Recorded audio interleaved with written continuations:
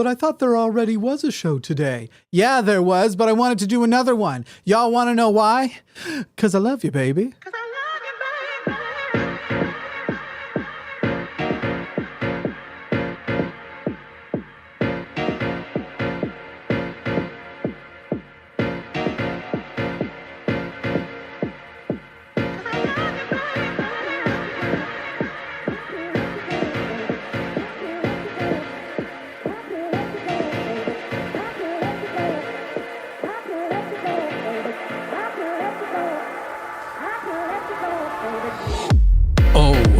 Bad enough to me, bad enough that we always have something to go over. I feel like I always hear that song within this song. Welcome everybody to the Sunday show After Dark. I'm Jimmy Snow, and here I am today with Eric, the skeptic and the scoundrel. Or is he a skeptic or a scoundrel? Okay, good. That's what I put in your name tag. We've talked about this before. It's a mystery. It's a mystery. Yeah.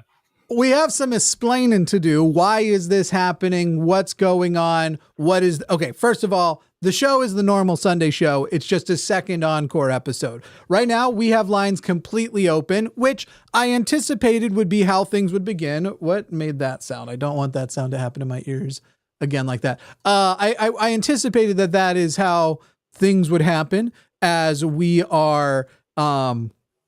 getting it's an abnormal time, so people may not know even to call in, but we are wanting to talk to people who believe in God, who have questions about God, who have questions about theism, atheism, about having discussions about deconstructing, recovering, whatever, those topics related to religion, theism, spirituality. So call the number 720-619-2288 in the web link in the description. Why this has happened, there's a few things. So obviously people were expecting me on the show earlier, and I was not on the show earlier. Weirdly, the thumbnail didn't look that different because Dara apparently, I don't know if you saw the thumbnail earlier, but Dara's like picture is the exact same. It looks exactly like it's me, but maybe thinner. Dara's a more well in shape person. Matt and I have talked and have decided ultimately that he and I are not going to work directly together in host shows together. No, I'm just kidding, you fucking weirdos. I just wanted to start drama. No. Matt and I we talk all the time, but I feel like I'm his curse. He's good luck getting away from this guy. As people know, I deal with health stuff. I'm not going to go into tremendous detail, but I could tell on, I think it was Thursday when I told Arden, hey, let's start preparing for this. I could tell things were going to line up poorly with health realities going on right now, and that I was very unlikely to be in a body, in a body that is ready to perform at 2:00 on Sunday. And in fact, I wasn't even awake. It ended up being the case. I ended up being asleep at 2:00 and then still feeling not well for a couple hours. But then after a couple hours went by, I started, what's FOMO, but in the past, just regret, I guess. Yeah, I think so. I listened to a couple calls while the show was going, and I was getting some stuff done, and I was like, man, I really kind of wish I had gone on today. And so I messaged Matt and was like, hey, I'm kind of thinking about doing an encore episode. He's like, you should do it. And so then I called Eric, and did I call you or I message you? I called you. And was like, called me out of the blue, and you said, hey, co-host tonight, or I've released the photos. And I'm like, right. Well, okay. I had an evening plan with my wife, but I got to do it. So that's right. That's right. Exactly correct. So that's what we're doing here. With the acknowledgement that, one, it may take people a moment to even realize that the show is live, that there is a show going on. The algorithm is not, YouTube does not like sending out multiple notifications in a day. So if you're watching right now and you know that you'd like to see some people call in and chat with us and talk with us, go ahead and share that out on different social media platforms. Because honestly, if this did well enough, an encore episode, a night episode, a Sunday show after dark, I could see us also just adding it to the regular rotation, because so often the Sunday show gets over and we're like, man, we kind of want more, but need that break, the little break in the middle. We give a little break where other people can do their shows also. Go ahead, Eric. I think it's a great idea. It's a lot like, Jesus coming back from the dead, Jon Snow coming back from the dead. I mean, it is Easter after all. The Sunday show lives and dies, and then later on the day, it's back, but changed and stranger. Yeah, now, I think it's a good idea. Is today Easter?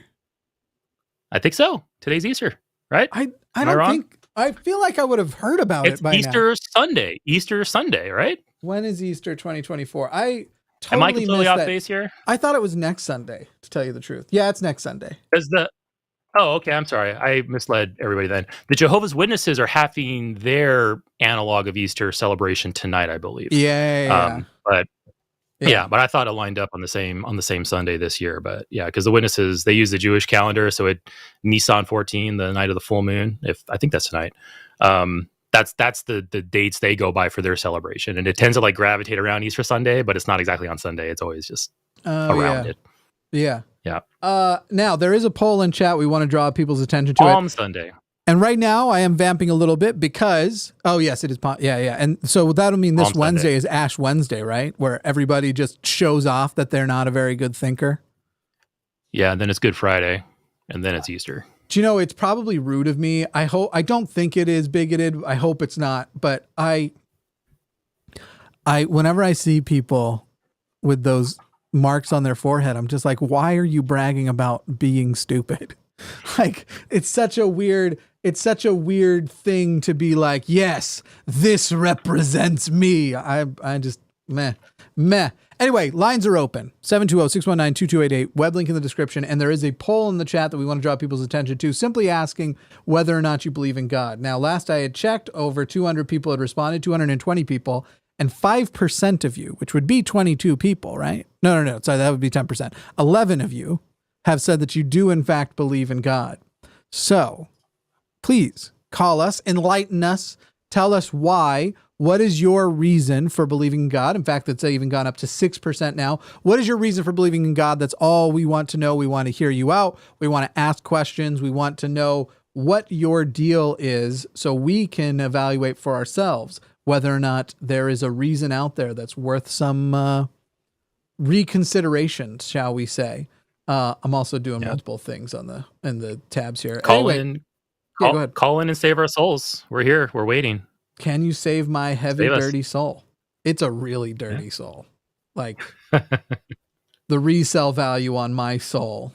All things are possible in the Lord, Jimmy. You should know that. That's true. The healing fluids of, okay, I don't want to start by making fun of it. I don't want to poison the well a little bit here.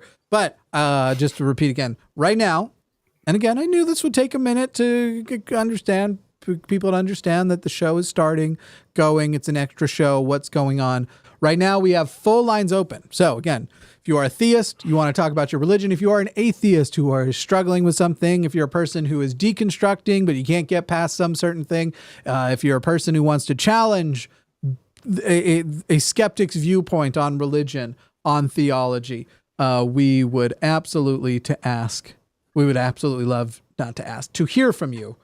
Give us a call now, 720-619-2288. Web link is in the description. Full lines completely open right now. Let's chat and let's get this show off to a good start and make it a thing. Make it a thing where it's like, y'all want that extra programming? Y'all want that extra Sunday show?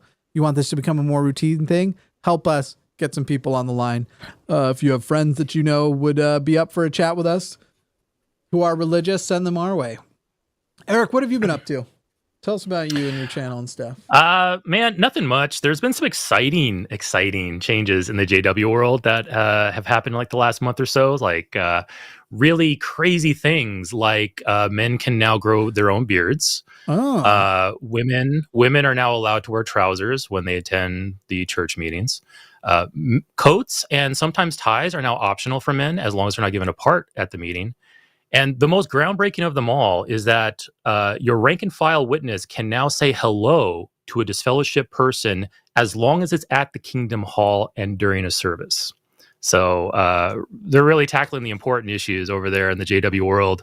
Not like the rampant CSA going on or the fact that they just lost their charity status in Norway and that might snowball into other EU countries and they might lose a lot more money there.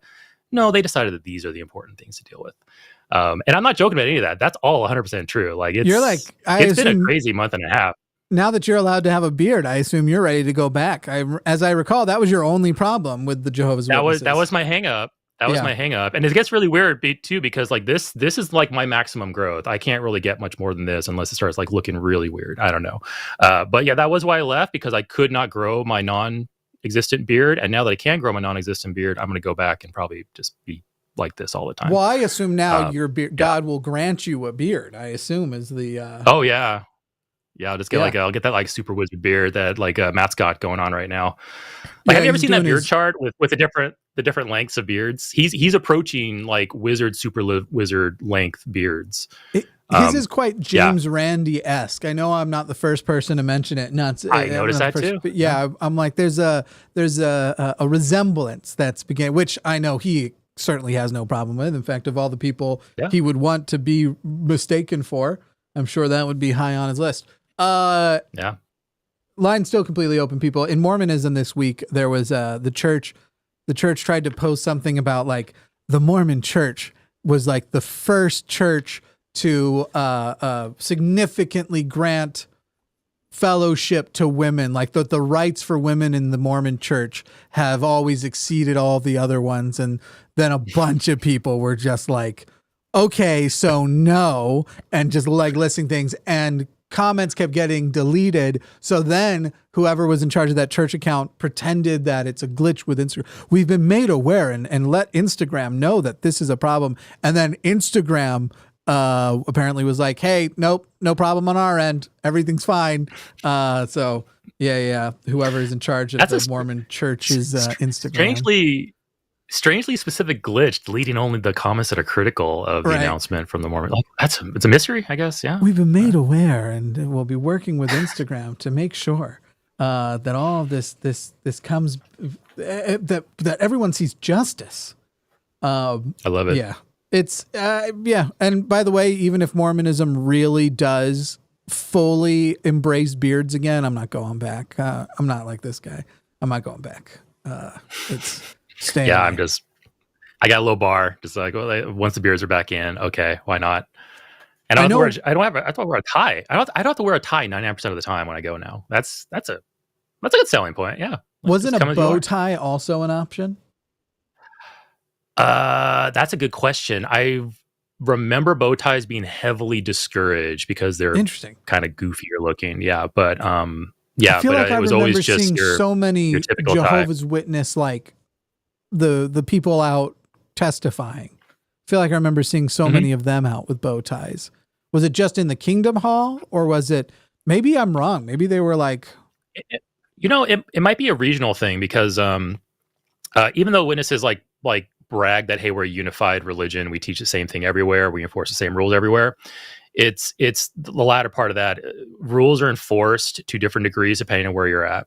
For example, if you live in like Southern California and like the Los Angeles area, you can get away with so much without getting disciplined. But if you lived in like, rural Montana or North Carolina, you're going to be held to those rules pretty strictly. And the same thing goes with some apparel and some hairdos. It depends on the region you're in. So maybe if you live in like an area where bow ties are really, really common and it's kind of like the norm, then it might be allowed. There wasn't, I think, anything explicitly against it. But if you try to take that bow tie to like, New York City or to like rural Montana or something like that, you're going to get shut down pretty quick. They'll be like, no, buy some real ties. I'm making a new poll. We do have some calls being screened right now. We'll see what those look like here in a moment. But yeah, like I said, I knew tonight was going to be off to a slow start. However, if we get things moving along well enough. Hey, look who's in. I'm also seeing people in chat. It looks like Stacy and her mom are both in chat right now. All good stuff. What was the question about? Oh, have you seen a psychiatrist? What the fuck is going on over there? The freedom of man is the health of the soul. I don't really believe in souls.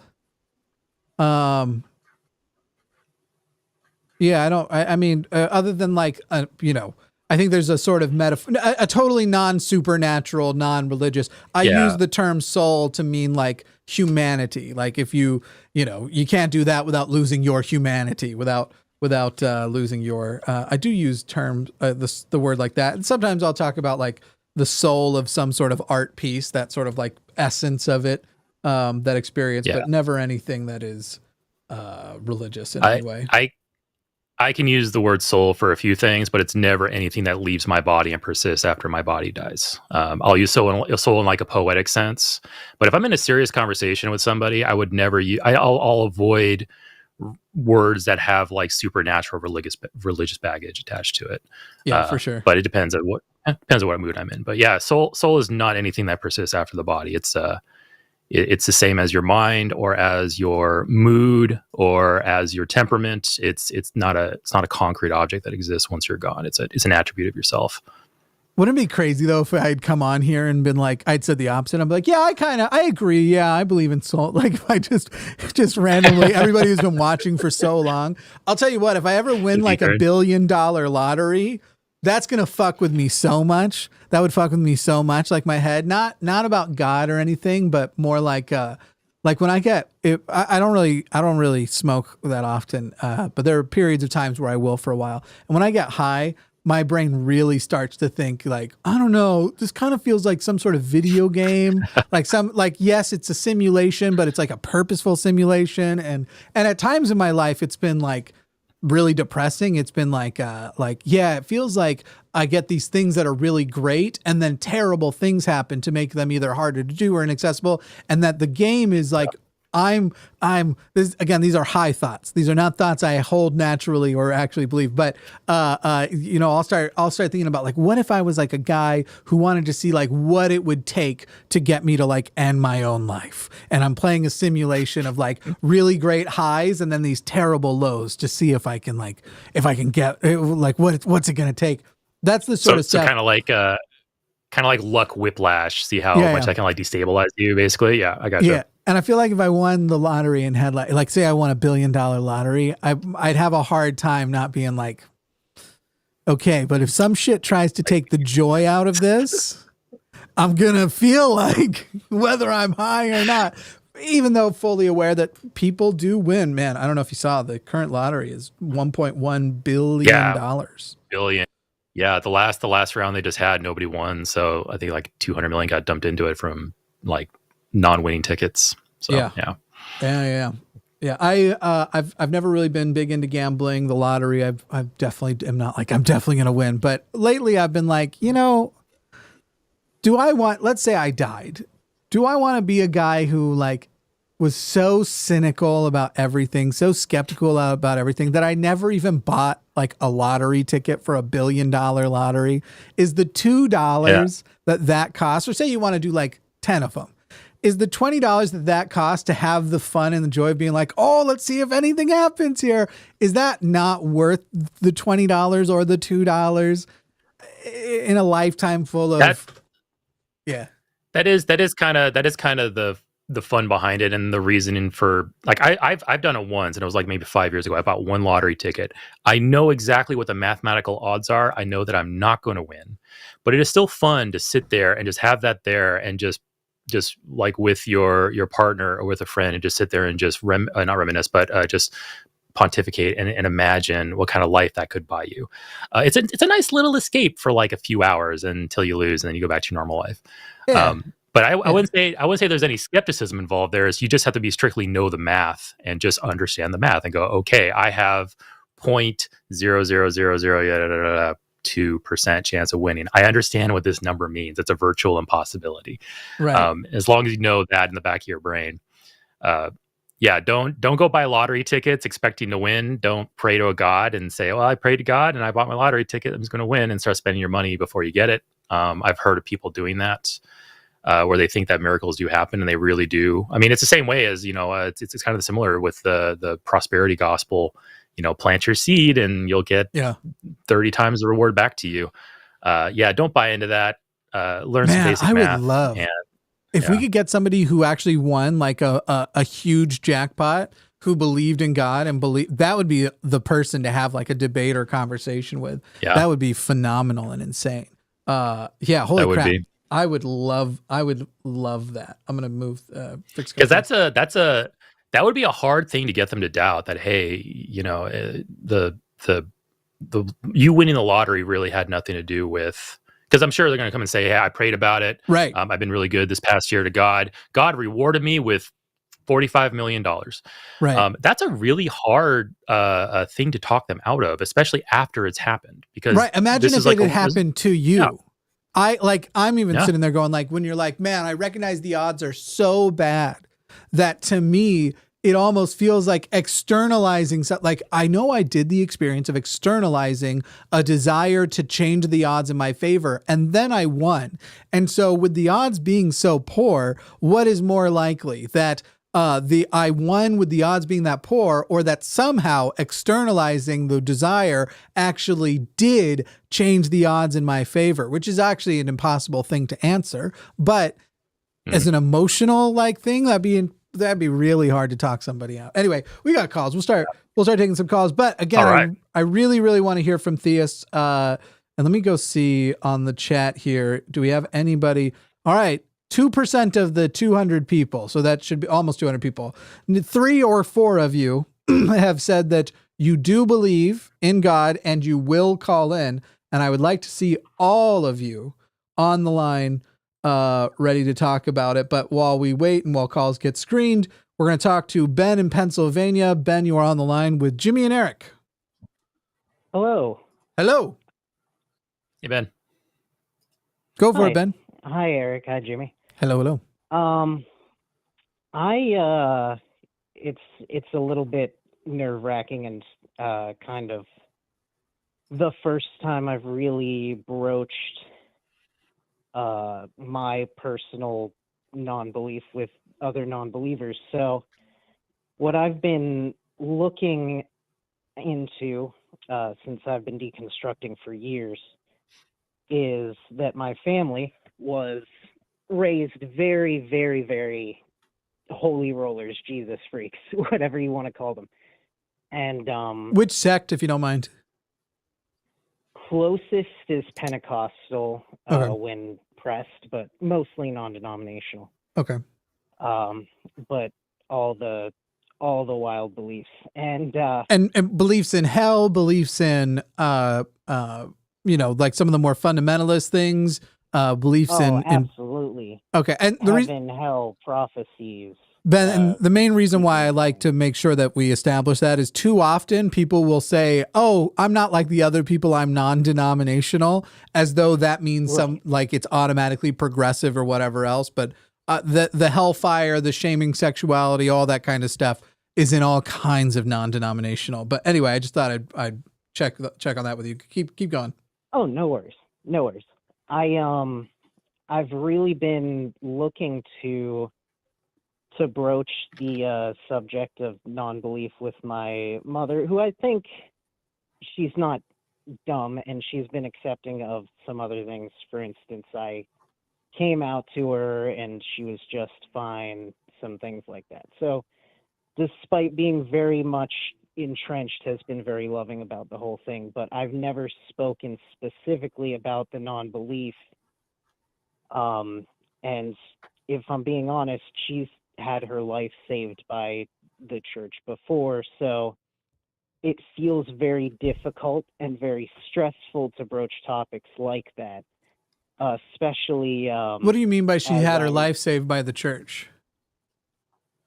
So we were in a church before my mother and father split that assisted her in getting out of a very abusive situation. My father was very abusive, especially to my mother. Okay. And they helped her get out. So I don't think I could never shake her belief thanks to that sort of past, but I want to have that kind of respectful discussion and broach that, especially Ben, I don't think that one is unshakable. I think it's going to be a large contributor to her testimony, then also like a social pressure and social desire to stay in conformity with the people who helped her because she doesn't want to appear unappreciative or whatever else. But, I think that specific, all you have to do is that specific question, I think, isn't hard to get a person to go, oh, okay. Yeah. And I'm not saying she's going to change her mind, but shake is not tough. Cause I think shaking it just takes going, okay, well, what about if a Mormon had that same experience, because there are lots of Mormons who've had that same experience, where the Mormon church has a welfare program. They have their storehouse program. They'll feed you if you're poor and try and use it to testify to you as well. And if you're within the church, they'll actually help you pay bills as long as you've been like an active member and paying into the system and stuff too. So they have an active welfare program. There are people who believe that, and then also bishops have now started recommending, especially women, divorce their non-believing husbands. And there are women who will report that was them getting help, getting away from their abusive husband whose abuse was no longer believing. I'm not minimizing your mother's experience, just saying that that's happening. But there's lots of people who would tell basically the exact same story as your mother. And so just asking, like, if a community of people have an ideology and that community of people extend community to somebody, resources to help them out of a bind, help them out of a situation, does that make the ideology of that community of people true? And I think it'd be easy to get her to acknowledge that for every other religion, she wouldn't accept that makes it true. And so then your conversation's more about, okay, so if that's not what makes the church true, what does make the church true? Right. It definitely does not help that that since remarrying, I now essentially have two parents that are pastors, which is just built that stress up. Yeah, I feel about ever really broaching it. I was the first one to leave my family, and I have 12 siblings. And so there were literally multiple occasions where it would be like 9 people in a living room, all against me, right? Like where they're all wanting to argue. 9's probably a little bit of an exaggeration. I can think of one time where it was 6, but it could have happened. I don't know. I don't keep that. My memory indexing software is garbage, but there are lots of group, and when it 2-on-1 already has a social impact. If 2 people agree against one person, it already looks like the one person is wrong because there's consensus outside.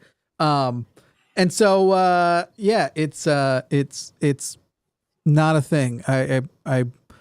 Or it is a thing. My brain went all over. It is tough when you have a community of people that are going to all want a piece of you and who might try to gather in the same room to get that piece.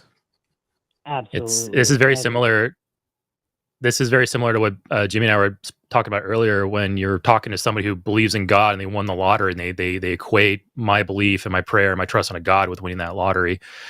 With your mother, she's got prior experience where the church has helped her. She has the community. She probably has a lifetime of maybe good memories in her church. If she's at one of the better churches, that's a lot to overcome if you're trying to wake her up and get her out.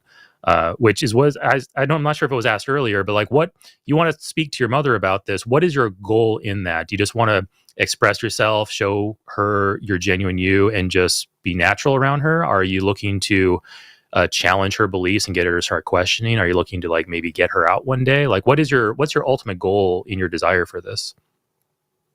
So my short-term goal is that I will be getting married, and thankfully, they've been very, very supportive about it. My dad, not so much, but that's beside the point. He's not invited. But so I didn't mean to interrupt you. What's their current perception of you? Do they think you're a believer? Do they think you're an atheist? How do they currently view you? Just so I can contextualize your comment there about your fiance.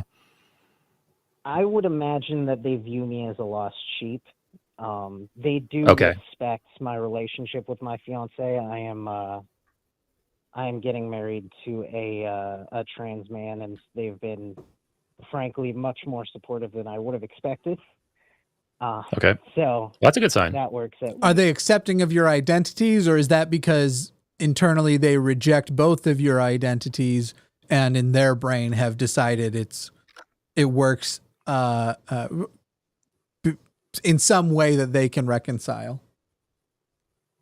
I think, I'm not sure if she can reconcile it personally, and I'm not sure if internally she necessarily, what I would say is objectively respects my fiance's identity. However, she tries. She definitely does not try the hardest, but she tries. Yeah. All right. Just curious. So it sounds like the short term, I don't want to put words in your mouth, so correct me if I'm wrong. It sounds like the short term is you want to increase acceptance of your relationship in your parents' eyes. Is that kind of the short term of it? Right. And I also want to, also the short term specific is more or less, we had a conversation and she said, well, you can't just have a wedding without Jesus. And it's not that it grinds my gears or anything, but I definitely want to keep it out and maybe have a respectful statement or a peaceful 10 seconds or something where people can bless quietly, because I'm sure it's not just Christians in the wedding or in the people that we've invited. So that I can show that I do respect that they hold beliefs, but that, the day's not about Jesus, just like funerals shouldn't be about Jesus. And I would just ask everyday occurrences. Ben, ask her if was Abraham married to Sarah? Was that her name? Sarai? What was her name? I think it was believe Sarah. it was Sarah. Sarah. Okay, yeah. Was Abraham married to Sarah? Right? Was Adam married to Eve? Because there weren't no Jesus yet. If people in the Old Testament could get married without Jesus, why can't you? Right. Jesus is way after all of that shit. I don't know. That'd be me trying to catch her in a contradiction, but that's the way I go. I think there's not a ton to say here, but just fundamentally, it sounds like you're looking for, and unfortunately, the reality is everybody's first time exposing their family or trying to have that conversation is different, and it's different according to family. And so, if I gave you how I did it and you copy and pasted what I did, you might get a completely different response, or you might get a better one or a worse one. Now, my family did not embrace their non-believer family member when I came out. I first of all, I was outed to my parents and then came out slowly to other people, but I was outed by a brother to my parents because he's a douche, just still to this day, just a shitty person. Anyway, and it was a way of getting revenge even after he had done some stupid things in his life and found that I was the only person accepting of that, which is anyway, not to go too long about, but man, boy, that guy sucks. It didn't go well the way I did it. And so it becomes a matter of how you have those conversations afterwards. And honestly, the things that I tell people now aren't as much about here's the right way to come out to people, except to say that usually having a mediator that both parties respect present, it's rarely a mistake. It's almost always a benefit, because people will then mediate their own language, their own emotional responses and things in front of that person, the way that just a family getting together behind closed doors doesn't usually have that amount of self-regulation and people being respectful. But beyond that, it's more about, at a certain point, if you are just met with hostility, you have to start evaluating whether or not the hostility is becoming abusive, and then whether or not those relationships are worth actually keeping. And sometimes just making it clear that, hey, we don't have to talk about religion, but there has to be a baseline of respect here. Otherwise we're out. Sometimes that can bring people to Jesus, if you will. Bring them to, it can be a come to Jesus moment for them. The colloquialism, not literally. So anyway, that's about the extent of the advice I would have. Eric, what about anything you want to add on to that? And yeah, I agree with just about everything Jimmy says there, Ben. My advice to you is before you take any actions or have any conversations, think through your goals, know them, understand them, realize that there's going to be a cost reward, transactions as you move forward in this, transition from, being kind of just a lost sheep in your parents' eyes to more of a out and proud atheist, if that is your goal. Think about, because once a word is said, you can't really take it back. So you want to tread carefully, but you also want to, in accordance with your goals, assert yourself, stand up, stand your ground, especially when it comes to you and your fiance and your wedding. I mean, that is my advice with there is that's your day. Don't be bullied into doing something that you don't want to do on your day. And like your idea of a moment of silence, just a general moment of silence, everybody can just do what they want for 15 seconds privately. I think that's a great compromise. It's a great idea. It's a general kind of just religiously agnostic gesture that everybody can partake in. And if somebody wants to say a prayer to their God during that, that's their business. And I think that's an excellent compromise. But yeah, as you go forward, like I said, just evaluate your steps carefully, realize what you want, and best of luck to you. I wish you the best on that. Every family's different and you have no idea what's going to happen. And if you do take it a step further one day, my final thought on that, if you do take it a step further one day and you want to start respectfully challenging the beliefs, some of the questions Jimmy posed are excellent. Like, if your parents are going to have a deal about, well, you don't have Jesus involved in your wedding, you can ask them, well, what about before Jesus came to earth? Weren't there weddings there? Weren't there unions blessed by God before Jesus was a word known on the planet? That's a great way of just kind of challenging those beliefs respectfully. The greater strategy there is it's called street epistemology. It's where you analyze what the person is saying and formulate non-loaded, respectful questions to start identifying contradictions in the position, start identifying maybe points of assertions that they have that maybe they don't have really good basis or founding or grounding for. And that might be a really good way to proceed forward in a friendly manner that will actually might get you some results, or it might blow up in your face. It really depends on what your parents are like and what you're like. So yeah, best of luck to you. And I really wish you the best on that.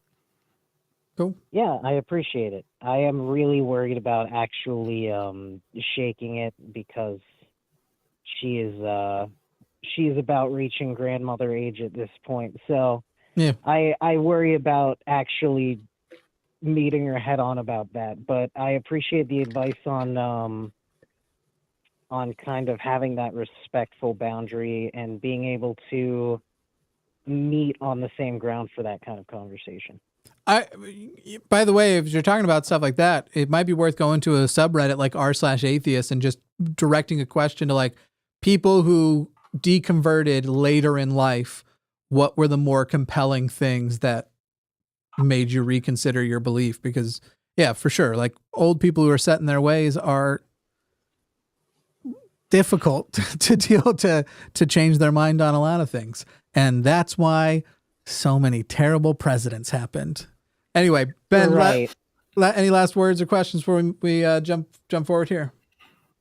Oh, I just am glad that I reached out and actually had this kind of conversation because, Cool. I mean, I've heard from you and Matt and others that beliefs inform actions, so I really wanted to get some advice on making the first step to, even if it's just gently challenge those beliefs and maybe help out with the actions down the line. Sure. Cool. Awesome. Yeah. Well, thank you, Ben. Yeah. Absolutely. Congrats on the Thank wedding. you. We'll see ya. Thank you. Cool. Yeah, I had that same, I won't say dilemma. Well, the dilemma, yeah. I had that same dilemma when my wife and I got married 10 years ago. Thankfully, her parents her mother is the religious one in her family, super accepting, do what you want to do. I lucked out with my in-laws. My in-laws are all amazing. They're all accepting. And yeah, I just had a secular ceremony. And it was really kind of a tangent there. It was really funny. We got married in Las Vegas because that's where she and I both grew up, and that's where most of our family are. We had a last minute change of venue We were just going to do like a simple, just like a court procedure to get married, and then have like an actual ceremony later on. Some last minute shenanigans and unexpected problems forced us to go to, I think it was the Little Chapel of the West, and I never expected to get married at one of those places, but it happened. The conductor of the wedding, right before the wedding, he says, "So what kind of a wedding would you like? We got Catholic, we have this, we have that, and we have secular." And I said secular, and he said, "Okay." And just like that, he just snapped in and gave the most perfect secular, non-religious ceremony. I was like, wow. He had all these memorized in his head because he probably did so many. It was like a wedding factory in Las Vegas. But yeah, I just told him secular ceremony, and that's what I got. He respected it. He performed it great. My family loved it. My in-laws loved it. I lucked out. I lucked out on a lot of things in life, and that was probably one of them. But I am happy to get married in a church. The church won't be happy about it. Well, it depends on the church. I'm gonna say they're gonna regret it. Is what I'm saying. Yeah, well, I get it. I'm saying if a traditional Christian church insists that I get married within their halls, I assure you they will withdraw their blessing before. Now that said, I don't really want to get married, but I'll do it. If I got an invite to get married in a church, I'll do it. Well, when I left the Jehovah's Witnesses 15 years ago, you're not getting married in the Kingdom Hall. In fact, they actually frown upon people, kind of, not quite like frown upon, but like semi frown upon people who don't get married in the Kingdom Hall. If you get married outside of that, it's like, well, why aren't you getting married in the Kingdom Hall? And why don't you have this person doing it? Like the head elder of the congregation, why isn't he conducting it? They really want to just like dominate the whole thing, because when they control it, they can then insert that Jesus message and basically use your wedding as a soapbox to push their religious agenda. You used a lot of words there that I could jump on, but I think we should jump to the next call. I'm just saying. All right. We're going to talk to Ake in the Midwest. Ake, I hope that I'm saying your name correctly. You are on the line with Jimmy and Eric. How you doing, Ake? Ake, there you go. Oh, okay. Yeah, I just told the guys H. Oh, H like the letter H? Oh, okay. Yep. All right, I'll fix it for you here. Okay, I got you. All right. No problem. H in the Midwest, then. That makes more sense. All right, H in the Midwest, you're on the line with Jimmy and Eric. What can you tell us? I'm not totally familiar with the show. I have a family member that I guess, follows you guys, and he told me to jump on. Cool. You guys just kind of want me to kind of state why I believe, I guess. Yeah, you could do that. I mean, we're, since you said you're not very familiar, I'll give you just the 30-second rundown. We do a call-in show, actually several call-in shows a week. This is one of them. And on this show specifically, we're very interested in why people have religious and theistic beliefs. We are ourselves atheists and skeptics. And so beyond whether or not your belief is warranted for you, we certainly also want to know if you have any beliefs that you feel would warrant that other people should believe. So, okay. Gotcha. Yeah, I would, if that helps frame what you're going to say to us, then that is, that's what I'll give you. Yeah. So I guess, where I kind of explained earlier to, I guess, their screener. So I was raised Mormon, and for me, when I was younger, I had an experience where I saw God and Jesus, kind of the Mormon way, two different people. Yep, and, I was raised Mormon too. I'm on the same page with you. Okay, and it was, it was like a light that came from far, like in the distance, and expanded, and it was in the middle of the night. I woke up to this light, and I ended up seeing them. So that experience kind of spurred me on. I think where it's kind of spurred me to not doubt as much. Now I say as much because yeah. go ahead. When you're ready, I have a couple questions for you. Same with me. Oh, good. Well, why don't you shoot?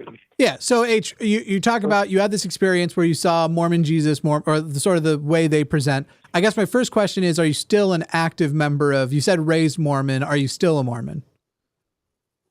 Yeah. So that experience, the long answer is that experience spurred me to kind of seek those type of experiences. And it's kind of a funny thing in the church, right? We talked about those experiences, but like when people start to have those experiences in the church, they're kind of met with a lot of skepticism. Yes, like, that's indeed I don't true. know, Yeah. could be something. Unless, Yeah. because it's sort of understood that if anybody is directly seeing God and Jesus Christ, then it's going to just be an apostle or a prophet. And so I think the most you would get within the church is people saying you probably had a spiritual experience that is testifying to you of the reality of Jesus and God, but that you probably didn't actually see Jesus and God, but that it was some sort of dream that was a blessing from Jesus and God. I imagine you were met with some sort of thing like that. Does that sound pretty on par? Yeah, different, to different degrees. Some people believe, some people don't. But the general consensus is like, okay, whatever. Okay. Could be something sent from God, could be something of the devil. You know what I'm saying? Yeah, that's of the devil stuff is a little bit rarer, and usually in some of the older populations of the demons are out there running around doing stuff. I'm curious. So you are still an active member, or you have become something else? I kind of met some people growing up. He was into Oriental medicine. He practiced it himself, and he was also Mormon, and he had his own experiences, and so he kind of had a heavy influence on me. He taught me like meditation and taught me to, if you want these things, anyone can have them, but you can cultivate these things. Yeah. So H, I'm going to give you a little bit of a note here just to try and make the conversation as efficient as possible. For sure, there may be time to share some of those, but as best we can, let's just try and keep basically ask a question and just like a short prompt answer. So, because I still don't really know what your answer to the question was. So are you right now, do you belong specifically to, would you consider yourself an active member of the Church of Jesus Christ of Latter-day Saints? No, I found it, no, the answer no. And so now you believe in some sort of alternative version, still with a Mormon core to it, or no? I think it's funny. I have studied a lot. Just yes or no on this one, H. If we can, just yes or no. I like I said, I'm going to go through a stream of questions here, and we'll probably get to what you mean here. Yes. So I think there's probably that probably still has a heavy influence in belief. But do you believe Joseph Smith was a prophet who communicated with God, tried to restore the correct religion? Do you believe the story, basically Joseph Smith's first vision? I do believe his first vision to a certain degree. Okay. Can I elaborate? We'll get there. We'll get there in a minute. I just want to make sure I have a summary here. Okay. So it sounds like what you're saying is there's a lot to core Mormonism that you believe, and it sounds like Jesus Christ and God as two separate individuals with physical manifestations. You still believe in those, but now you believe in a sort of hybrid with some sorts of Western spirituality where you believe, like through meditation and stuff, you are accessing some sort of spiritual realm, presumably to replicate the same type of experience you had when you had your dream, when you woke up and saw at night, you woke up and saw God and Jesus. Is that a correct summary of what you're telling me? And I would say I'm probably fall more like Gnostic. Gnostic or agnostic? Gnostic, like Gnosticism. Like, so you're saying you know God exists, you know Jesus exists. I'm saying Well, I'm saying based off of my experiences, that has heavily, you know, pushed that. But what I'm also saying is the Gnostic, those Gnostic traditions, is more probably where I exist. Gnostic traditions of what? Because if somebody says that they are a Gnostic theist, I usually think that they are trying to communicate to me that they know God exists. Is there a different Gnostic tradition you're trying to point to? Or are you talking about some sort of thing? Go ahead.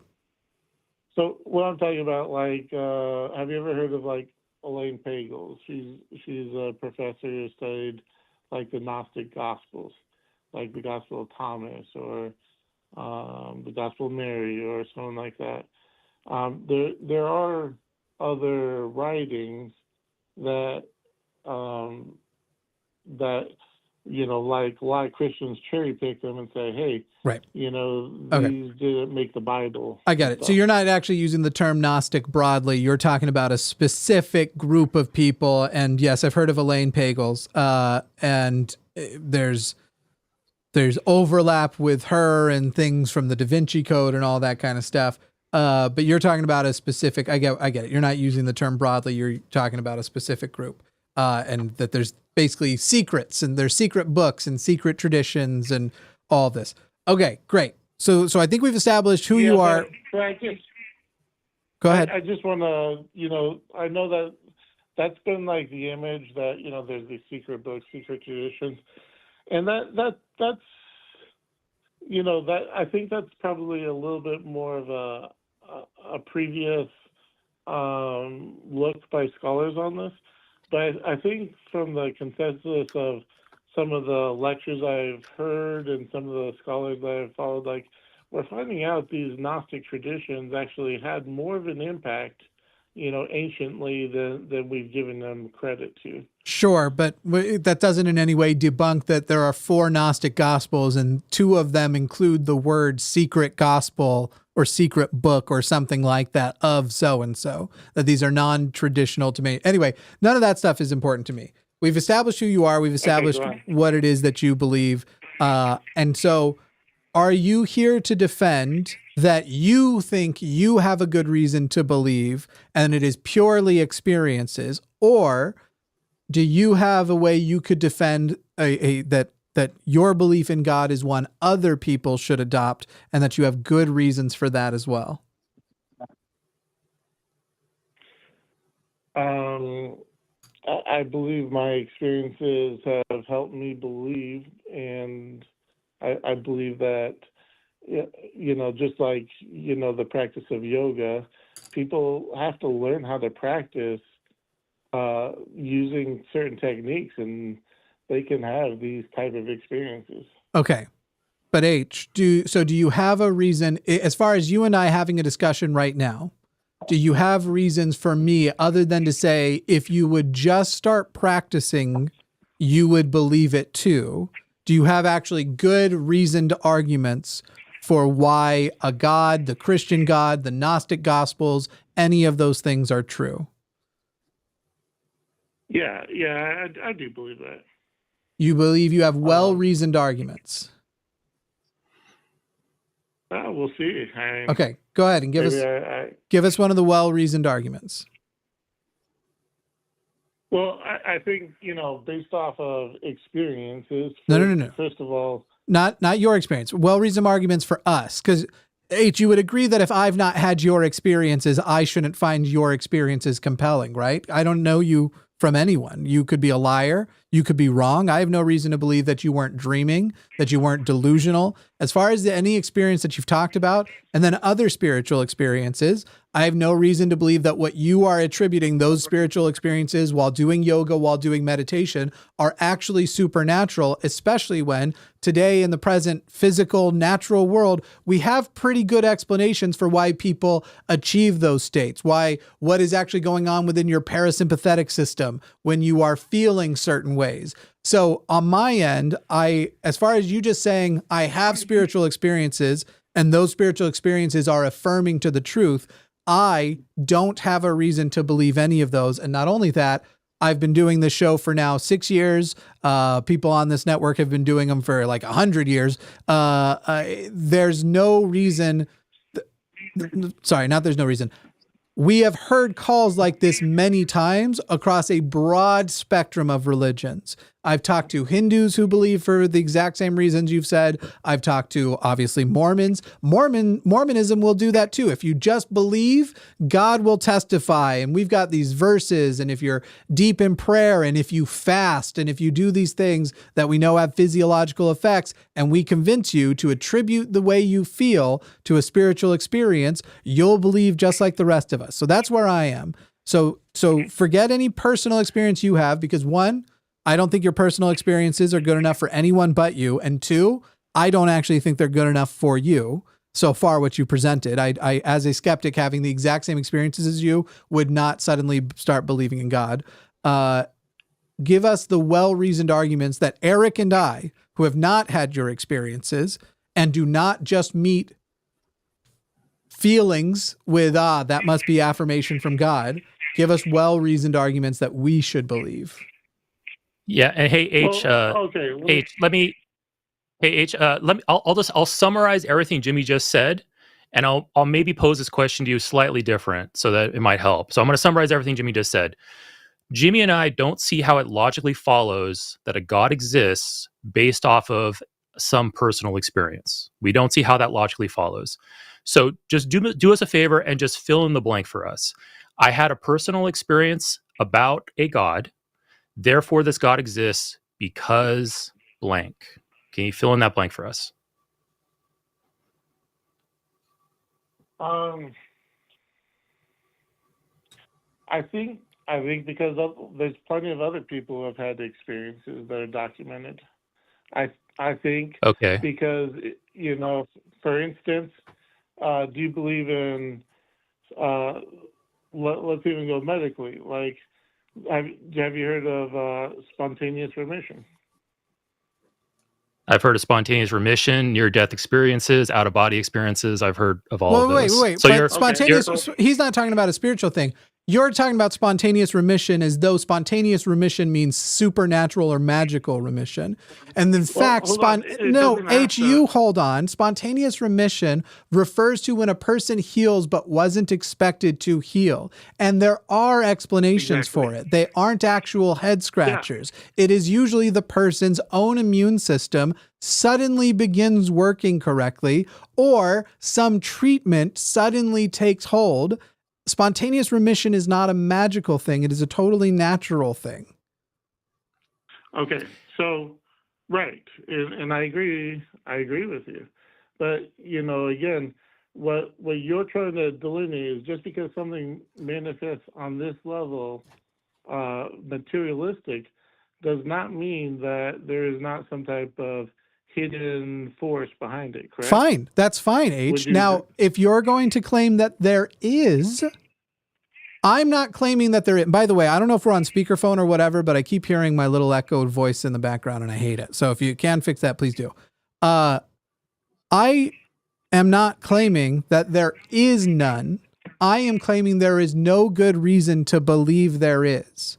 You seem to be claiming that there was something supernatural happening. So when spontaneous remission or whatever else happened, that there was some spiritual source. And I am only saying I will not believe that until you give me a good reason to believe that. So do you have an example of a good reason to believe that? Yes. Go ahead, share it. Okay. So, and I can't speak for every case of spontaneous remission, but, all of a sudden, let's just go from this angle first. All of a sudden, someone is told, hey, we have 3 months to live, right? Or they have. Are you making the story up, or are you talking about a real story? I'm giving, these are real documented stories, but this is a theoretical story, okay? Okay, so the answer was you're making this one up, so go ahead. And by the way, it's a hypothetical story, not a theoretical. Go ahead with your hypothetical. There are many documented, stories, but I'm just going to... Go ahead. So they have 3 months to live, and all of a sudden, they meet a lover. Okay. And all of a sudden, a month later, 2 months later, all of a sudden something happens and there's no case of cancer. What happened? How did you establish that the detail of hang on. No. You don't get to tell me to hang on. It's my show. I'll tell you when to hang on. You said they were given 3 months to live. They meet a lover. And then 3 months later, there is no cancer inside of them. What happened? Why is the detail they meet a lover relevant? That is my question. Correct. That's where I'm leading you, right? So you're not leading me anywhere. I'm asking you a question and I'm asking you to answer it. You included a detail. They met a lover. I'm asking you, why is that detail relevant? Oh, okay. Yeah, I'm still leading you, but that's why I asked you, okay, do you understand this? Okay, are you going to answer my question? Again, the reason the detail is relevant is because, again, these type of things happen, to have a mind-body connection. The mind-body connection is very real. Sure. The mind-body connection, as far as you can affect your physiology by positive thinking. Now, as far as the guru spiritualist way, I don't buy it. But hang on. You're just saying... Hang on. I am aware that I can, for example, think myself so anxious that I become nauseous. In that regard, I believe in a mind-body connection. You have said, here's a hypothetical, and you were going to answer the question and then didn't. There was a hypothetical person who had 3 months to live, meets a lover, and then 3 months later are healed, right? How did you establish that it was because of the lover? How do you prove that if they had not met the lover, they would have still been healed? And then, actually, I'll give you the and then after. How do you prove that it is because they met the lover and that they wouldn't have been healed without the lover? Well, again, there are a lot of unknown, but you're assuming, again, medically, again, we're talking the mind-body experience. I'm assuming nothing. I'm asking you a question. Questions are not assumptions. You gave an experience and included a detail, and I've asked you to justify the detail because including the detail implies that that detail was the cause of the healing. So H, in your hypothetical, was the fact that the person, when they met the lover, was the meeting the lover what caused them to be healed? Well, to somebody, yes or no, H? H, no, I'm not. You've been being very dishonest. Okay, yes, the answer is yes. Great. H, are there people who are given 3 months to live, hypothetically, and in reality, who are given 3 months to live, who meet a lover and do not get better? Correct. I agree. So how do you establish if in the first case, excuse me, H, in the first one, you are saying that you agreed, yes, it was because they met the lover that they were healed. How do you prove that that was true when there are instances of people meeting lovers who don't get healed? How do you prove that that was why? Correct, because not all of them have the same,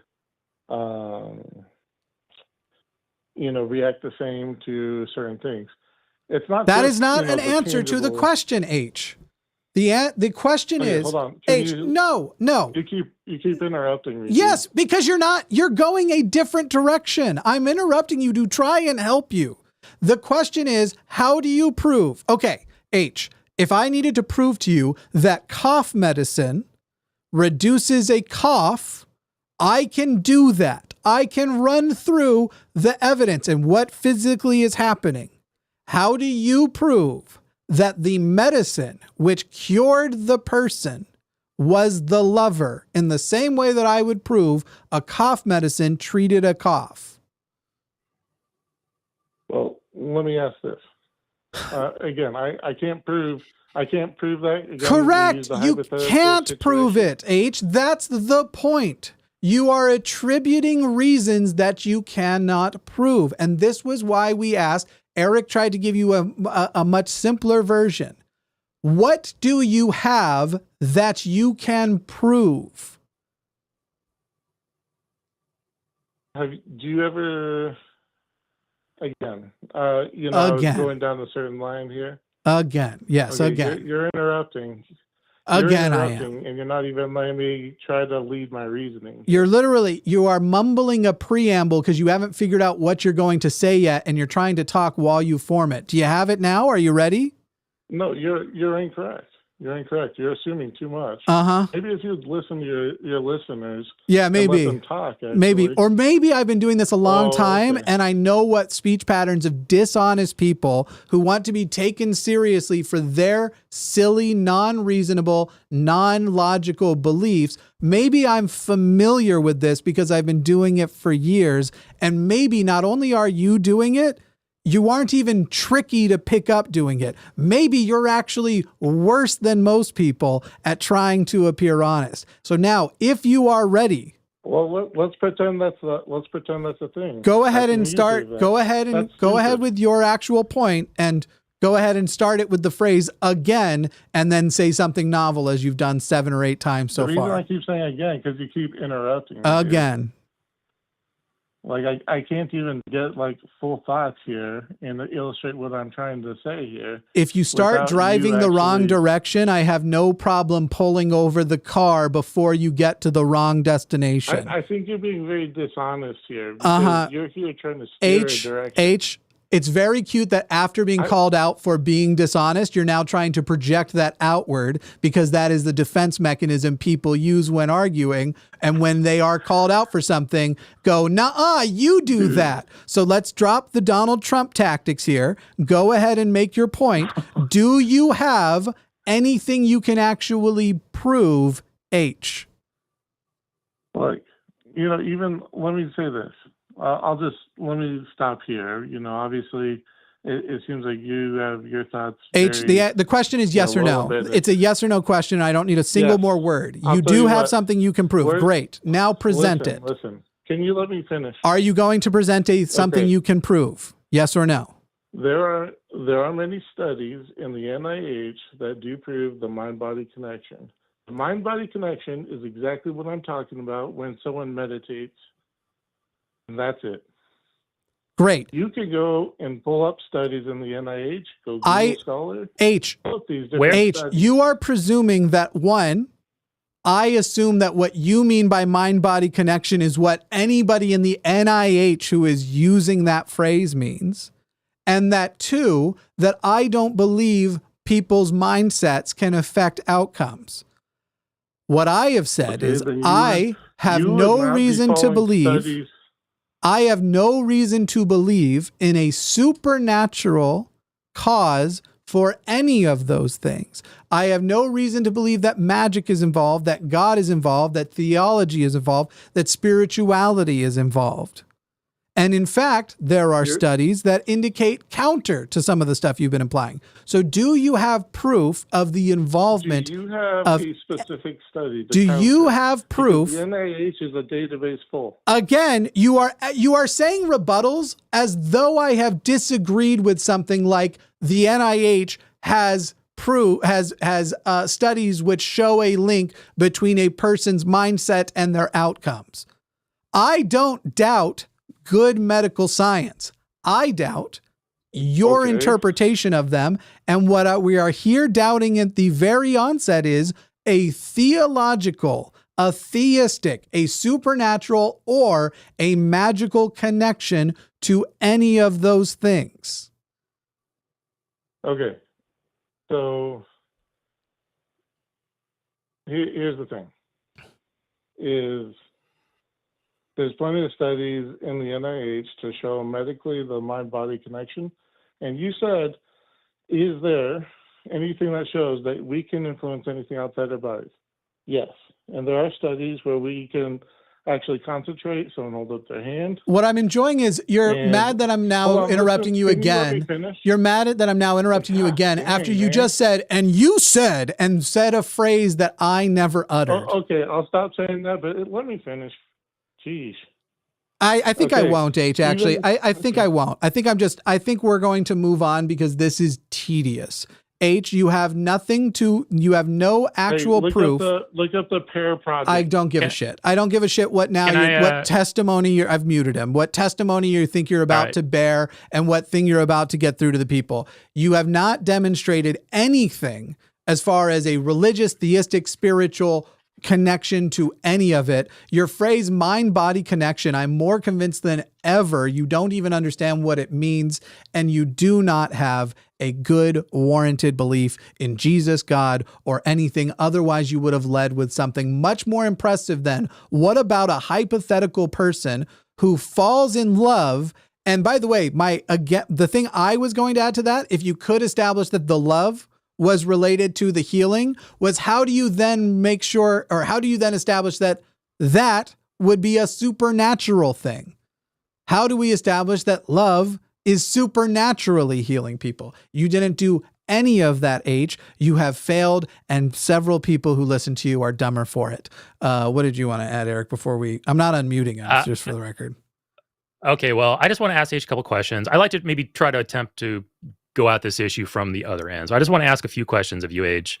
So for what I gather so far is you have a hypothetical or a real scenario where somebody's terminally ill, they meet somebody that they love and they fall in love, and then 3 months later, they recover. And you're attributing this to some type of supernatural source, mind-body connection, God. Is that kind of a general good summary of what you're proposing here?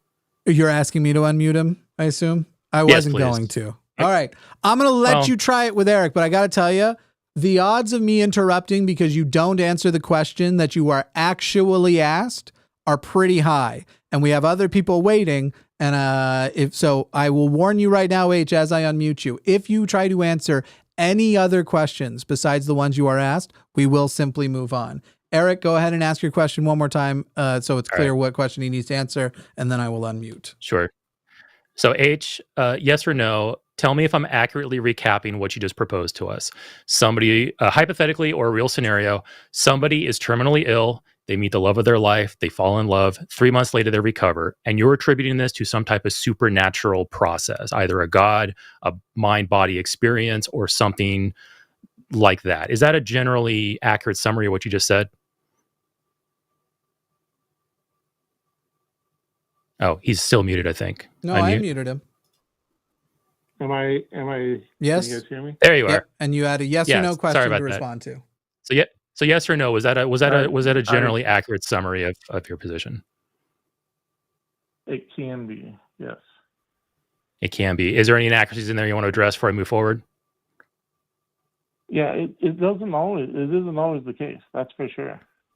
Okay, well, that's great. I was actually going to lead right into my next question. So do you think some cases, though, involve a supernatural explanation? Yeah, there are definitely some cases of spontaneous remission. Okay. And definitely. Well, yeah, I'm not arguing about he didn't just. H, listen carefully. I'm not arguing. And just answer yes or no. Sorry, Eric, if you will, ask him the exact question again, because you didn't even answer the question. And this is my problem with people like you coming in here, upset that we're interrupting when you fundamentally, from the foundation, are not listening to the questions. So, Eric, if you'll ask the exact question again, H, yes or no? So H, it's a yes or no question. Do you attribute at least some of these cases, some of these spontaneous remission cases, to a supernatural cause? At least some of them? Yes. Yes. Okay. And then the other cases you don't attribute to a supernatural cause. You think that they're maybe just like what that's kind of what I'm driving towards. Let's say for a moment that the supernatural cause is not the actual cause. Let's say that's just a false idea there. What's your second explanation for these cases? I'll tell you what. Look at the Pair Project. It's by Princeton. I asked H. I'm sorry. I asked we've got people waiting. H, I asked it. Yep. I asked a very simple question. And I'm gonna give him your final thoughts. I'm muting him. I've muted him. Give him your final thoughts, and then we're moving on. I can't do it anymore. What I was going to get at is, okay, you by your own admission said some of these cases you believe are supernatural, which means the other cases you believe are not supernatural. And I was asking for details about what those not supernatural cases are. And then at that point, I was going to ask you, how do you weigh the two against each other, and how do you determine the probability of either?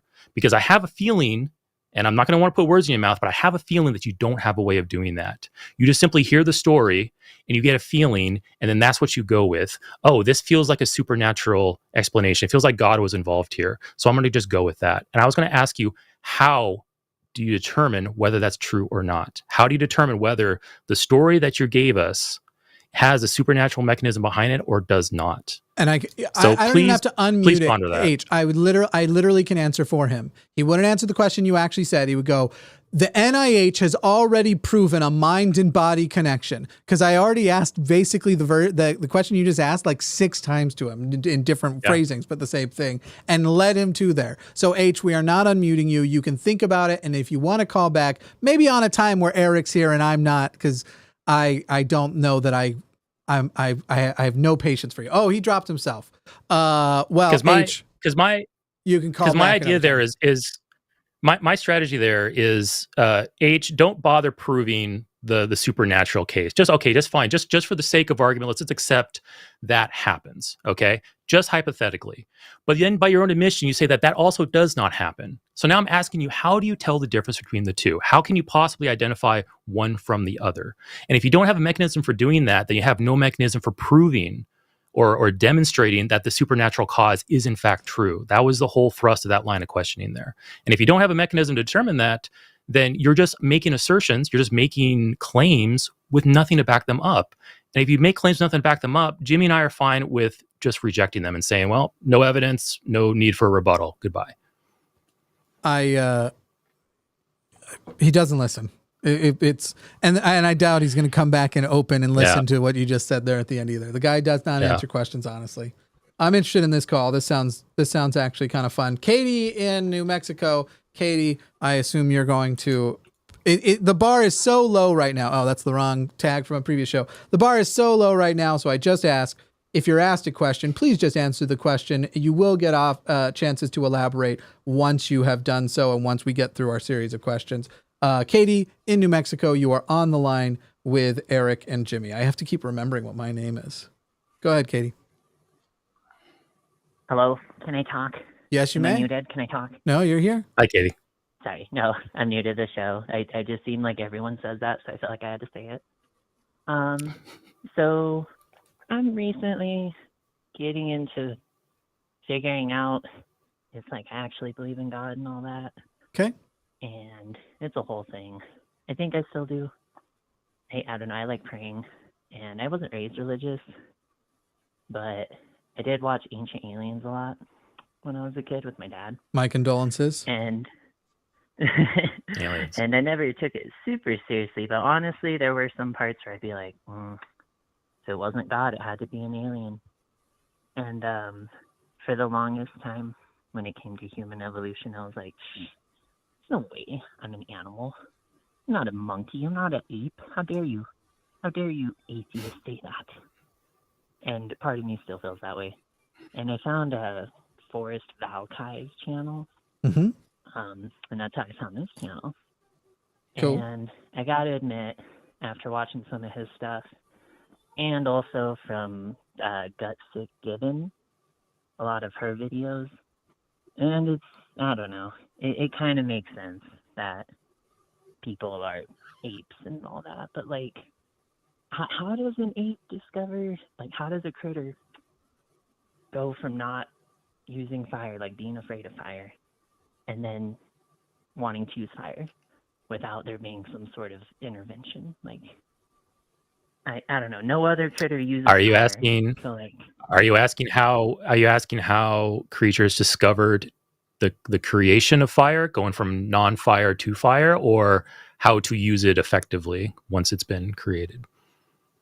Or both? I mean, I guess, I don't know. I'm kind of new to biology. Well, not biology in general, but like biology with humans and like ancient humans. So like, I don't really, like, what's the difference between that? Well, it depends on what you mean by ancient humans. That, as far as humans and ancient humans, go on. My question would be, Katy, can you think of anything that you used to not know, but then you learned by just trial and error? I mean, yeah. So what's more plausible? Is a supernatural being interceded and gave us fire, or our ancestors just learned how to harness it through trial and error? But I don't see, because it's like, especially like, how does like a hairy ape do that? Like I feel like if we did experiments with chimps, we'd catch them on fire and then be like, we should not do this. Wait, Katy, no. That's the error part of trial and error. Chimps can be taught to use fire right now. Katy, you can teach chimps to use tools and such.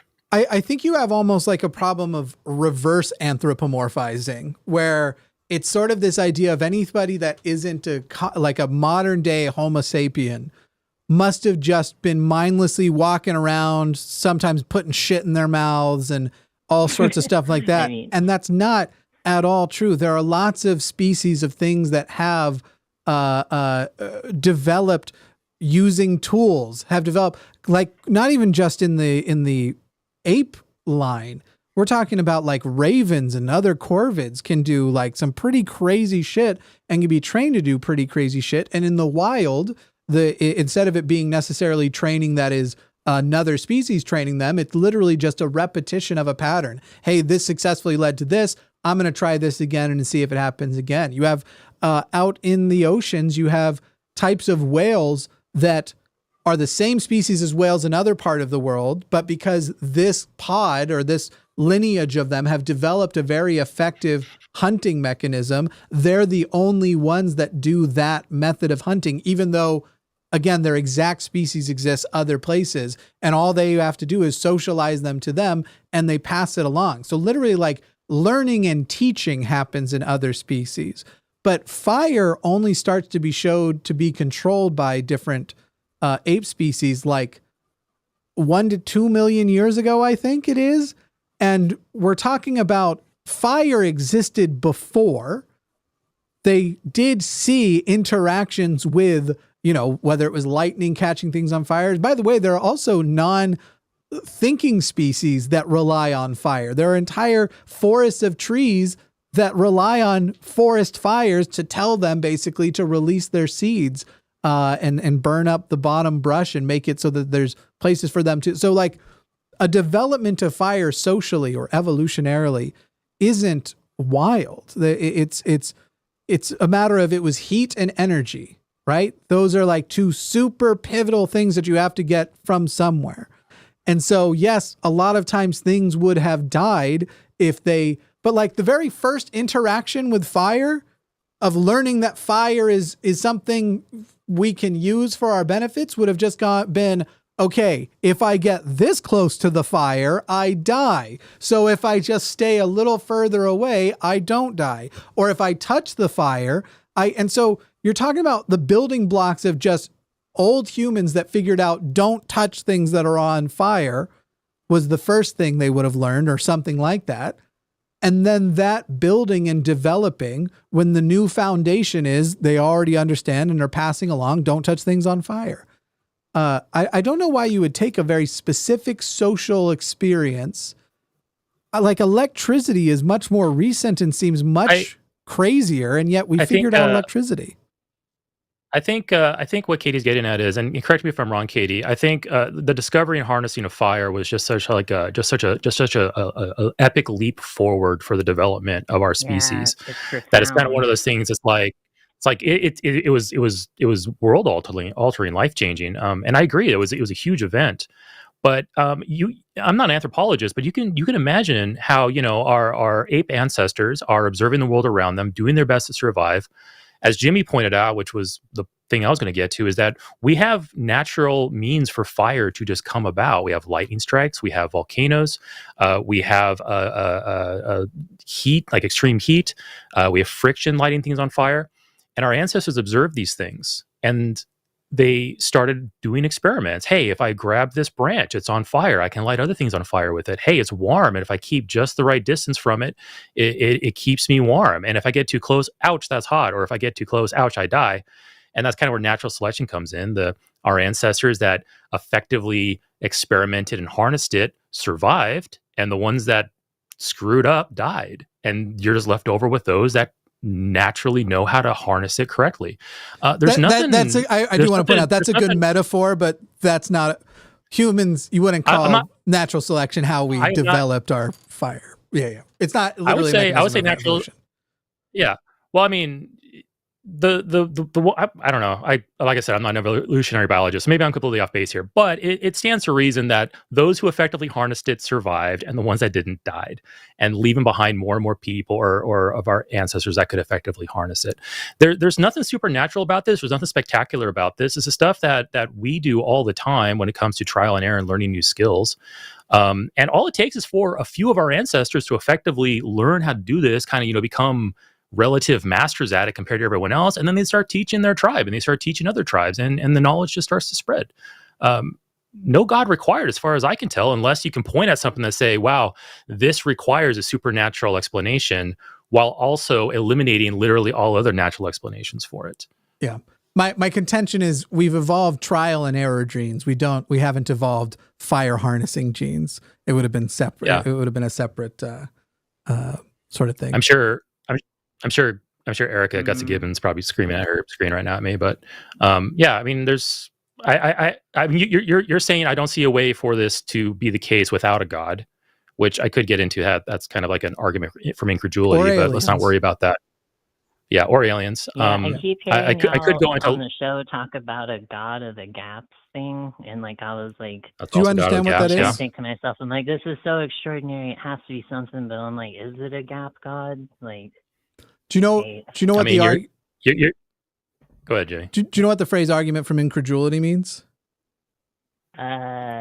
No, to be honest, I don't know what incredulity means. So this one is the one that probably more applies to what I mean, God of the gaps and argument from incredulity are basically hand in hand, but I think it's one that you need to hear for sure. So the argument from incredulity is essentially, this must be correct because I can't imagine something else. And the thing you have to learn and develop as a skeptic is lots of things may exist in a state you are incapable of imagining, and that you are incapable of conceiving. That's going to be true of, I do not have a good concept of quantum physics. I can restate a lot of phrases from quantum physics, and there are specific quantum physics questions a person can ask that I can recite the answer to and still tell you I don't internally understand it. But my inability to internally understand that, or the concept of just conceptually, we have very good reasons to believe that time began at the Big Bang, which means that before the Big Bang doesn't actually make sense, because before is saying some sort of time, right? There is no time, so there can't be before a Big Bang. And my brain can't actually conceptualize how that would work. It is intuitive. Quantum stuff, I feel like I need to do mushrooms to understand, honestly. I don't think they're doing a lot of. I've met a quantum physicist, and they could use some mushrooms, frankly. But I do not naturally intuit the concept of time, of no time, of there not being a before time,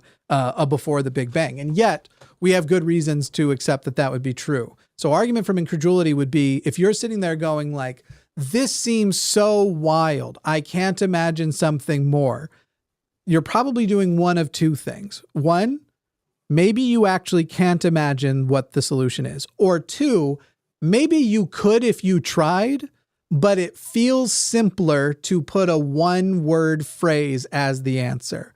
It feels simpler to say God. It feels simpler to say aliens than to explain the way something like a mass behavior, which again, I mean, the two of you think that fire was a much bigger jump forward than I actually, like, as far as things that have been huge human jump forwards, the invention of writing and electricity, I would argue, were both way bigger moments. But certainly fire is foundational, sure. But grilled chicken, that was an epic lead forward for me. Sure.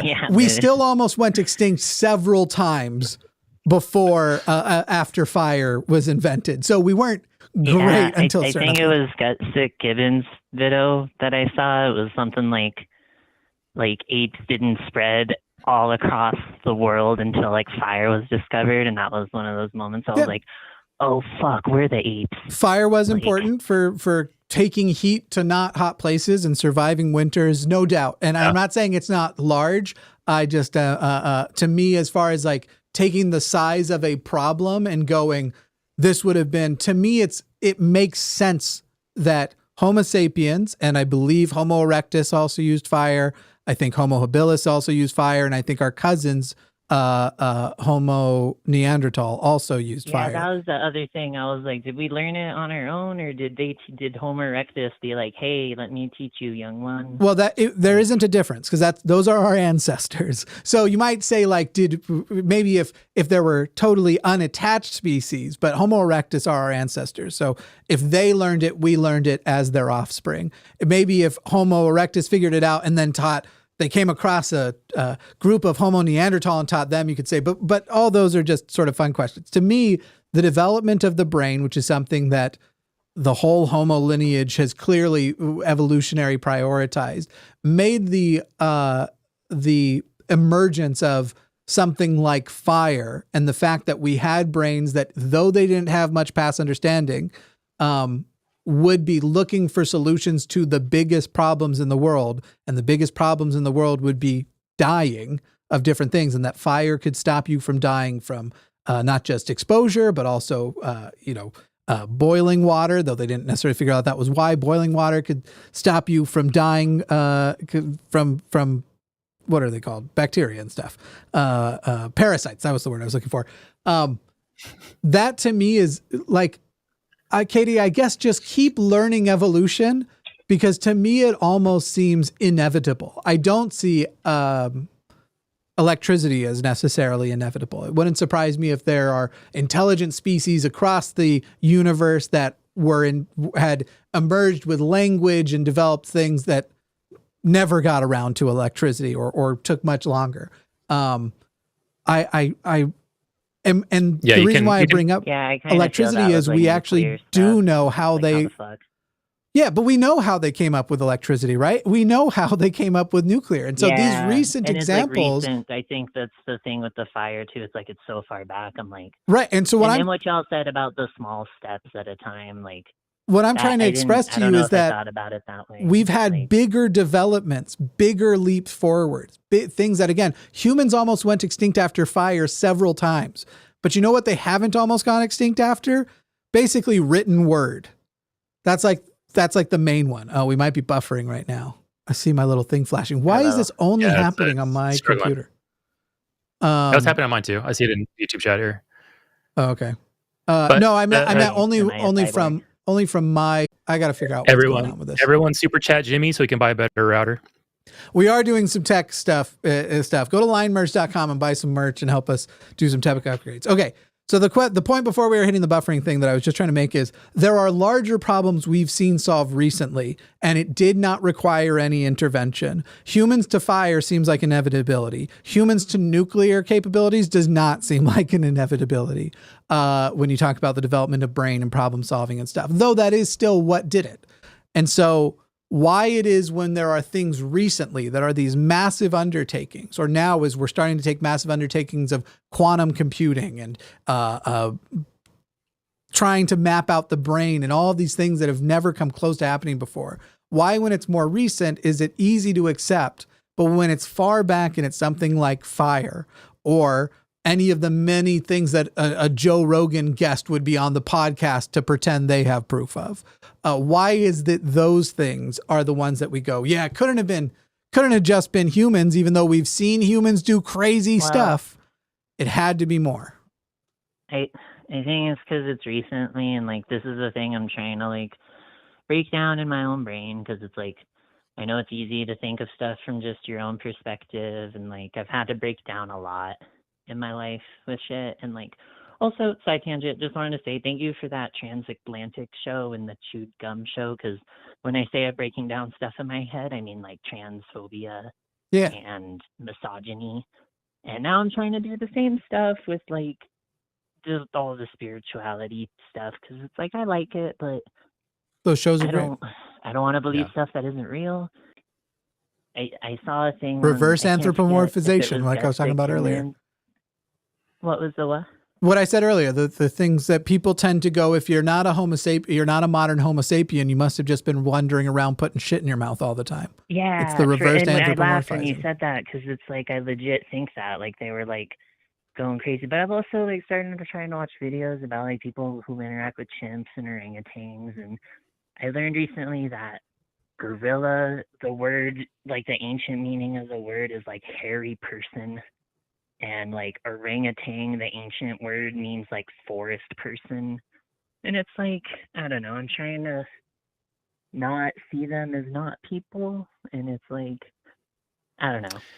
You I should, think what you said helps, because it's like I if you want to, can see how one step at a time they could do it. Like they could if be you want afraid of to, it and then not be afraid of it, but it just, it's weird. there's a really good subreddit called Like Us, and it's all about how animals and humans behave very similarly. And the great ape, Jimmy's frozen, so I guess I'm on the show now. I'm not frozen, am I? Yeah, you were for a moment. Anyway, or you were really standing really still. I was anyway, just being very still.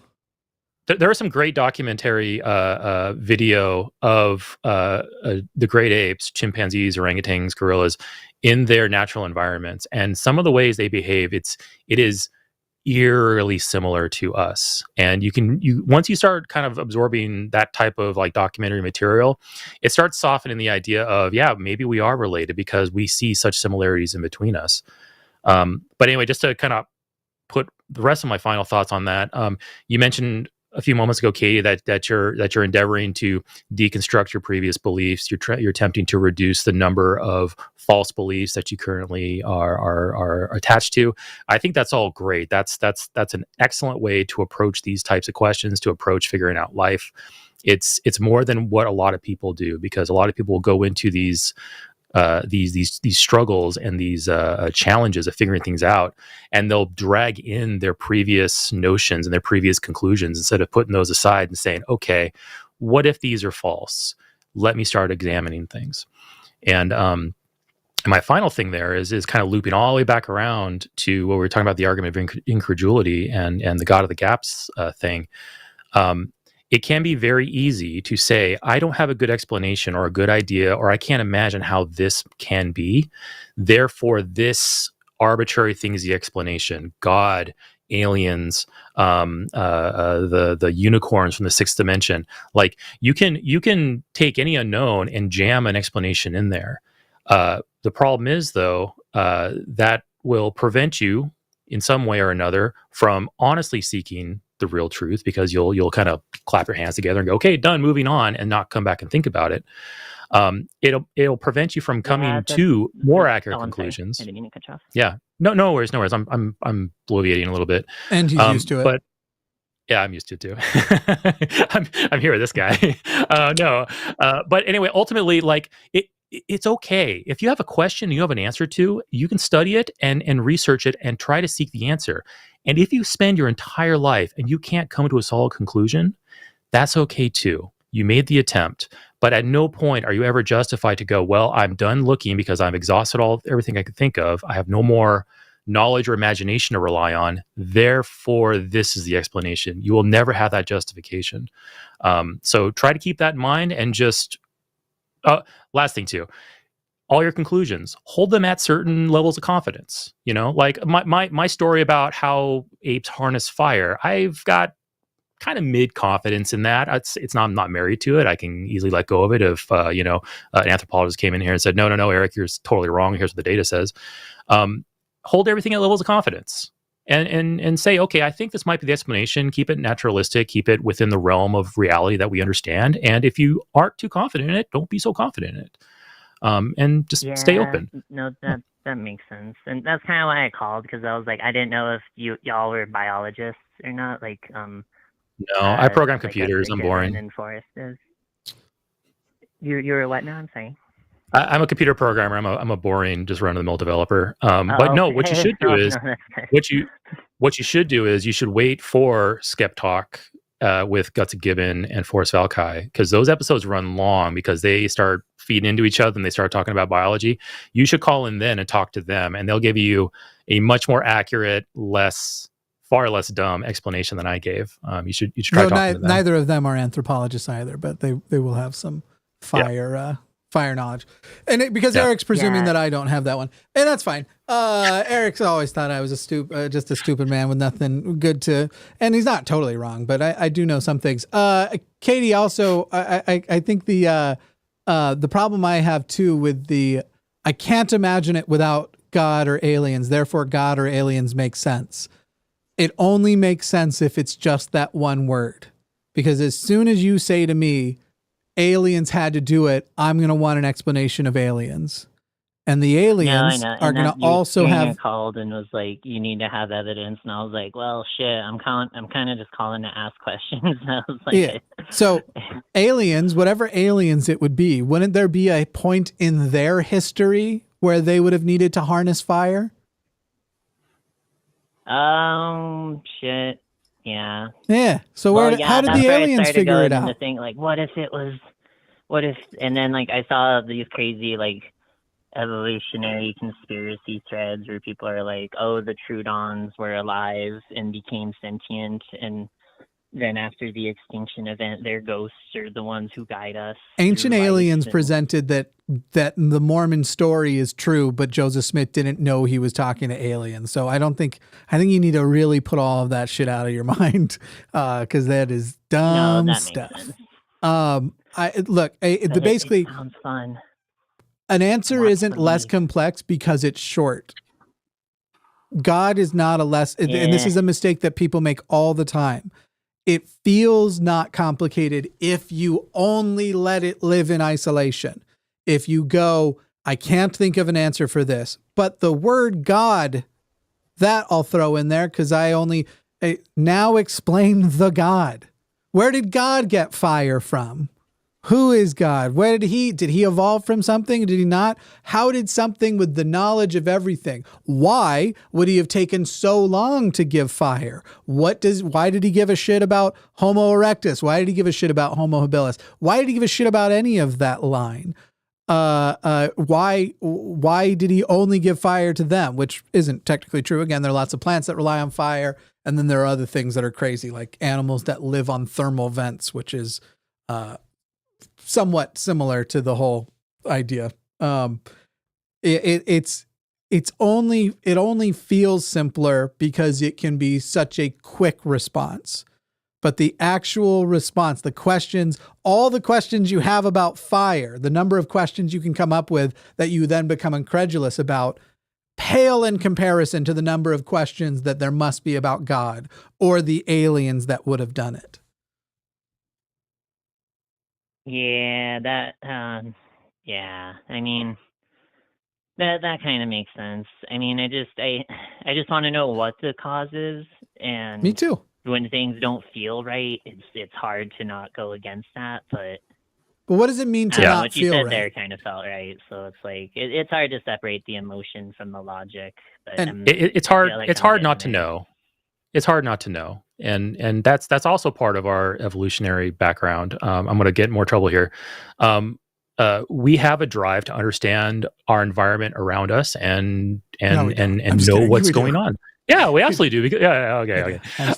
And because understanding of our environment, accurate understanding of reality helps us survive.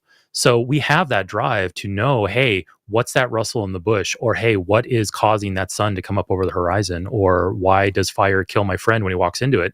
Like we have a need to know these things because it promotes our survival. So, and with all of our ancestors being in that mindset, of course, naturally we are very uncomfortable with not knowing because it's that unsettling, like, I need to know. And that's a good thing and a bad thing. It drives us to learn more about the world around us, but also it tends to also drive us to adopt conclusions we have no founding for. Yeah, I don't know. I wish they wrote stuff down. Like, I get that they didn't because, like, they couldn't. But it's just like, I want to know, but I don't know. I think what y'all told me was pretty good. Cool. I'll try to call when the scientists are here, but I don't know. For non-scientists, I think, like, I didn't even know that shit about trees. Like, trees could do that with fires. Like, they don't even have brains. Like, right. So that's yeah.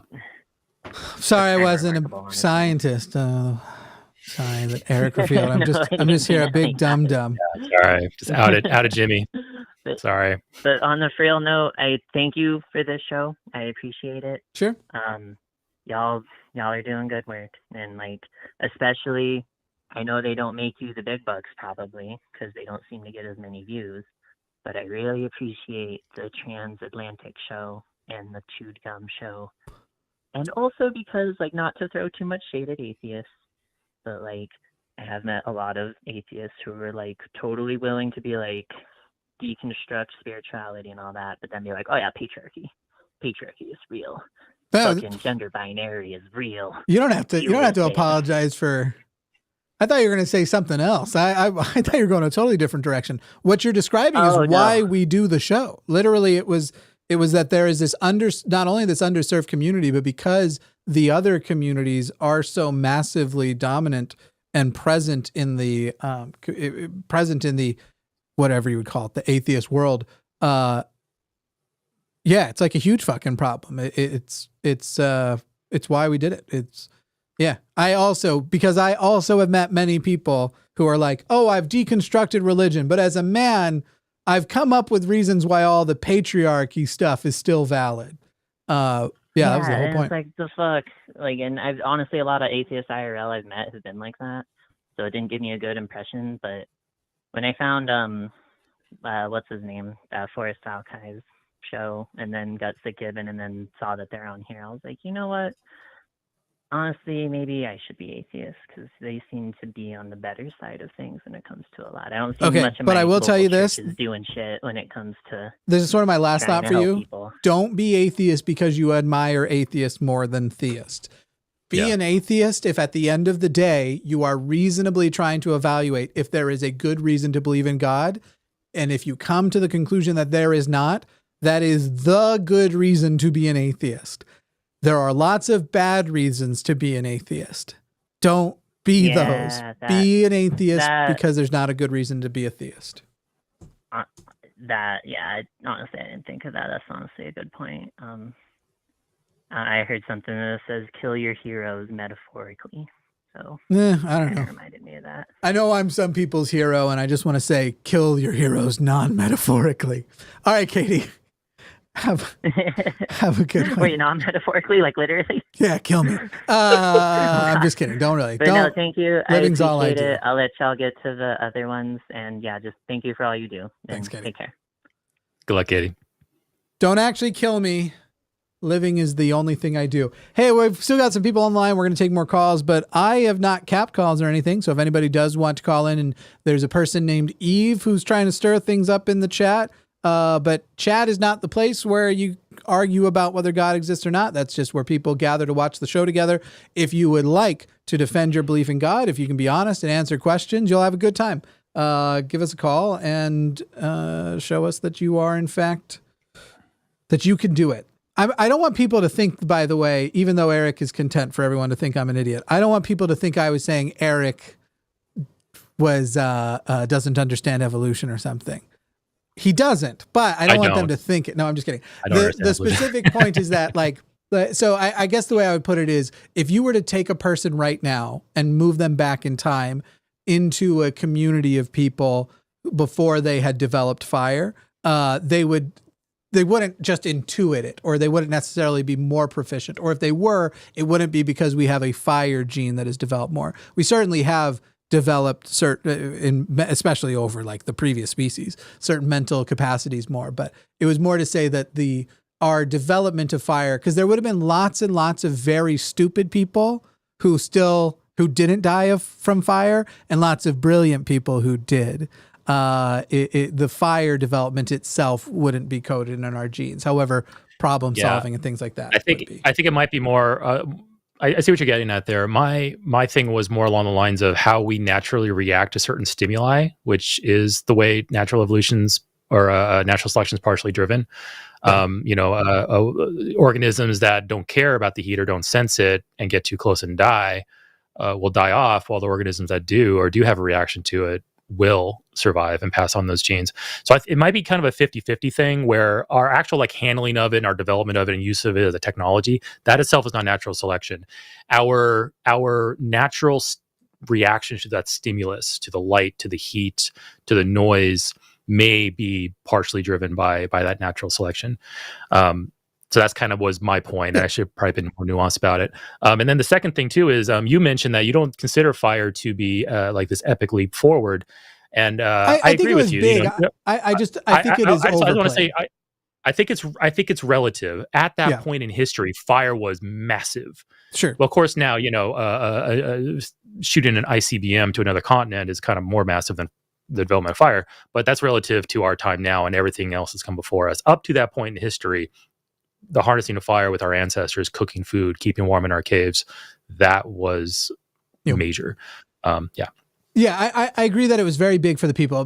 My point about the size of it was more the inevitability that truly, if Homo sapiens didn't go extinct or our most recent ancestors, it would seem crazy that they wouldn't have figured it out because of how advanced our brains already were at that point. And the fact that you could bring somebody from back then into now, same thing, time travel them forward, and they would still be within the limits of, there may be some restriction to, our brains have, even amongst Homo sapiens, evolved since the earliest ones, but they would still be able to be raised and exist in society in what would appear to be an entirely normal existence. And so that was sort of the bigger thing.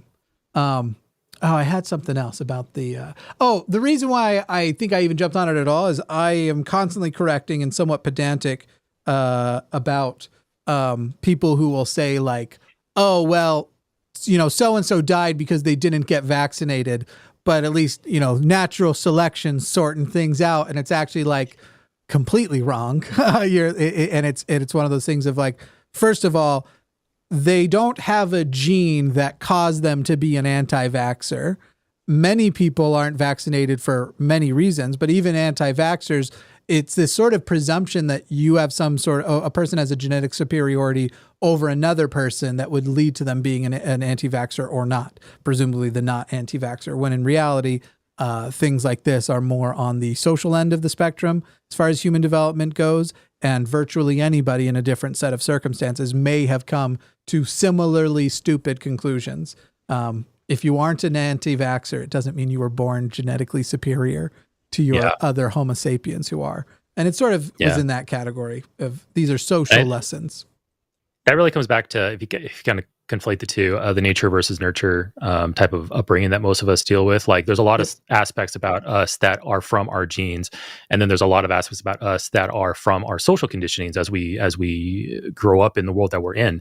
And we're living in the 21st century. We have the ability to communicate with anybody on the planet. We have unparalleled, unprecedented data retention, knowledge retention. I can look at an encyclopedia 100 years ago. So it could be that as we move forward and as we continue to develop, the nurture part is becoming a greater and greater influence on us rather than nature, because we are so conditioned by the society that we live in. And I mean, like literally right now, I mean, people are listening to us around the globe. Hopefully, this was something, and then this is part of the nurture. We're socially influencing these people as we talk to them, and this is something that wasn't possible 100 years ago. So that balance is constantly shifting, I think, towards the nurture side, and nature's going to have fewer and fewer things to do with it as we go forward, especially as we break free from evolution and we're actually starting to drive our own gene development. And if you're in transhumanism, cyberization, other like kind of futuristic ideas, if those things ever happen, that's going to get us even further from that. Hell yeah. Make me a robot. Come on, scientists, I want to be a robot. There are still lines open for Theist if you'd like to call in. We've got a sort of interesting, I'm not sure which angle this one's coming from. Bobby in Missouri. Bobby in Missouri, you're on the line with Jimmy and Eric, and it looks like you want to ask if religion is always harmful. Yes, hello. Sure. Sorry, this is the first time I've ever really done anything like this before. That's all good. But, yeah, like I said, I'm agnostic. At least that's how I define myself. I became agnostic through my teenage years. And I tell you this in order to give some context into my question. And I grew up in the Baptist church, really, fine Brimstone-like, and I've had some bad experiences and also some good ones. And like I said, for my teenage years, I became agnostic and overall neutral to religion as a whole. And basically my main question after that rambling is religion always harmful? Because, like, when you go on the internet and, you look at the particularly loud Christians, you think of the, creationists, the cult leaders, the transphobes, the transphobics and all. But as they say, the loudest group is usually the minority in the group. And I do believe that most people generally aren't dicks, and considering that most Americans, most people in this country do identify as Christian to some level of degree, I generally believe that at least a good majority of them aren't that dickish, So, like, is religion always a negative thing for a lot of people? Because not only are, most people who are Christian tend to be of the normal variety, but, they're not, most don't, spout out hate and such like that. And Bobby, just because it's going on a little bit here, I'm gonna jump in and I'm gonna ask you a couple of clarifying questions. First of all, what do you think? Do you believe religion is always harmful? Like I said, I'm neutral to that. Like, I'm agnostic, so the way I view religion, it's like a societal tool, if you will. So let's actually go ahead and define what a religion is. In context of the question, what are you asking when you say is a religion always harmful? Oh, well, religion, it's the belief in one or multiple beings that cannot be proven or disproven. Okay, and beyond beings, we're talking supernatural, correct? Yeah, like you can even count fairies and the such. And arguably, religion also has an element of worship, though I understand there are people who believe they have religions without worship. So we'll go ahead and lock out that for this, if that works for you. If you want to include religious or worship, we can do that. But we're engaging with religion as sort of a community belief or an individual belief in supernatural entities, usually a god or gods. Yes? Yes. Okay, great. Great. Yeah. Is there, sorry, go ahead. If there's something about that was incorrect or you want to add or take away from it, go ahead before we proceed. It's more to add. It's just like, I have different views on, organized religion compared to, private religion. For sure. But just for the definition of religion, what would you like to add or remove? Oh, well, nothing much. Just that of those two, I have, two different views, but I'll get into that more later on, perhaps. Okay. So, hang on. I'm trying to make sure people can hear you. I've already upped the volume, and on my meters, it's showing that you're up there. So I don't know if people are still having the issue or not. But wait, just a second. Let me ask you this, Bobby. Is a scratch harmful? Usually no, unless tinnitus and such. No. I'm not asking whether a scratch will kill you. I'm just asking, is a scratch harmful? Oh, well, I guess Bobby, it's not a trick question. I promise. Just very simply, if something scratches you, have you been harmed? Yes. Great. Is cancer harmful? Yes. In a world where there is cancer, are scratches still harmful? Yes. Great. So, whether or not there are extreme ends of something wouldn't establish whether a less extreme end is still harmful or not, correct? So that is to say, whether or not there are extreme religious beliefs that cause terrible harm, it wouldn't mean that a belief that only causes a little harm is no longer harmful, correct? Correct. So if your question is it always harmful? I would answer personally on the basis of what we just said, probably, because I have yet to see an instance where to be religious, there isn't an element of faith, and faith appears to be the justification to believe in things which have no other justification. The justification to believe in things which are unproven, the desire to skip rationalizing something. And therefore, when you have a belief that is based on faith, you have basically said, we can skip proving, rationalizing, logically defending a belief. And that seems to me to be inherently harmful. So I love my progressive Christian friends. I collaborate with progressive Christian people, but I have had the argument with them many times, and most of them have acknowledged that at the end of the day, their belief is based on faith, and that there are other people with terribly harmful beliefs that are also based on faith. And if they are saying it is okay for them to believe based on faith, they do not have a way to fully take away a harmful belief, because something is not true or false based on whether or not it is harmful.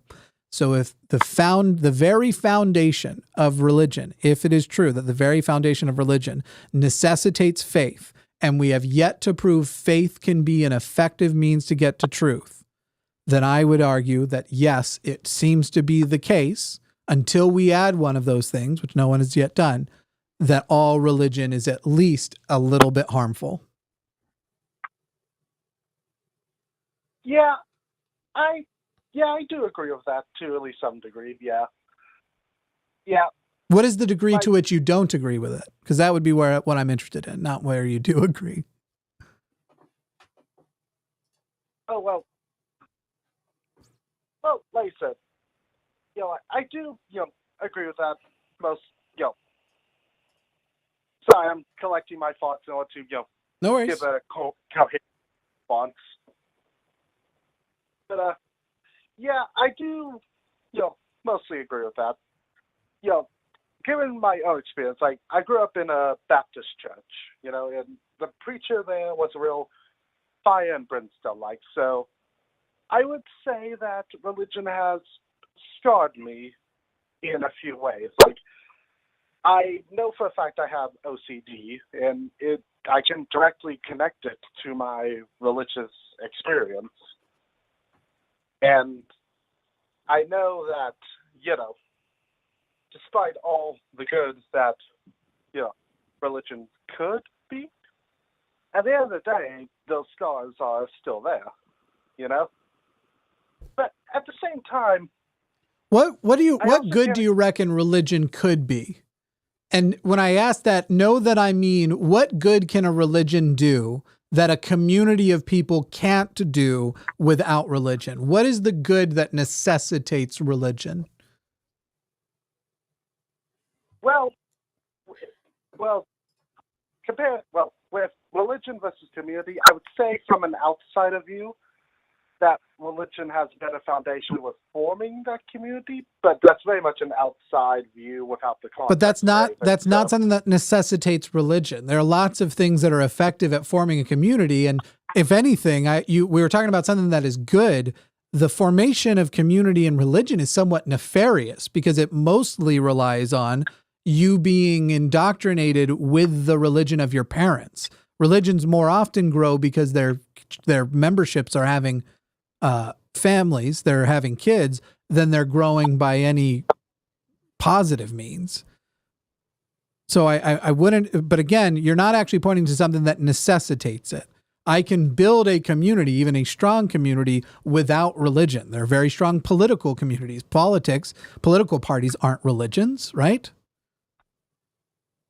Well, political parties aren't religions. Well, some of the people who vote for certain political parties treat it like a religion, though. I understand that, but they're not. The point is that there isn't a necessity of religion. You had said there is good religion could be doing, and I'm asking you, what good could religion do that a community, I don't know what's causing it. I don't know if it's at the PC level. I don't know if it's at the whatever. Okay, we should be good.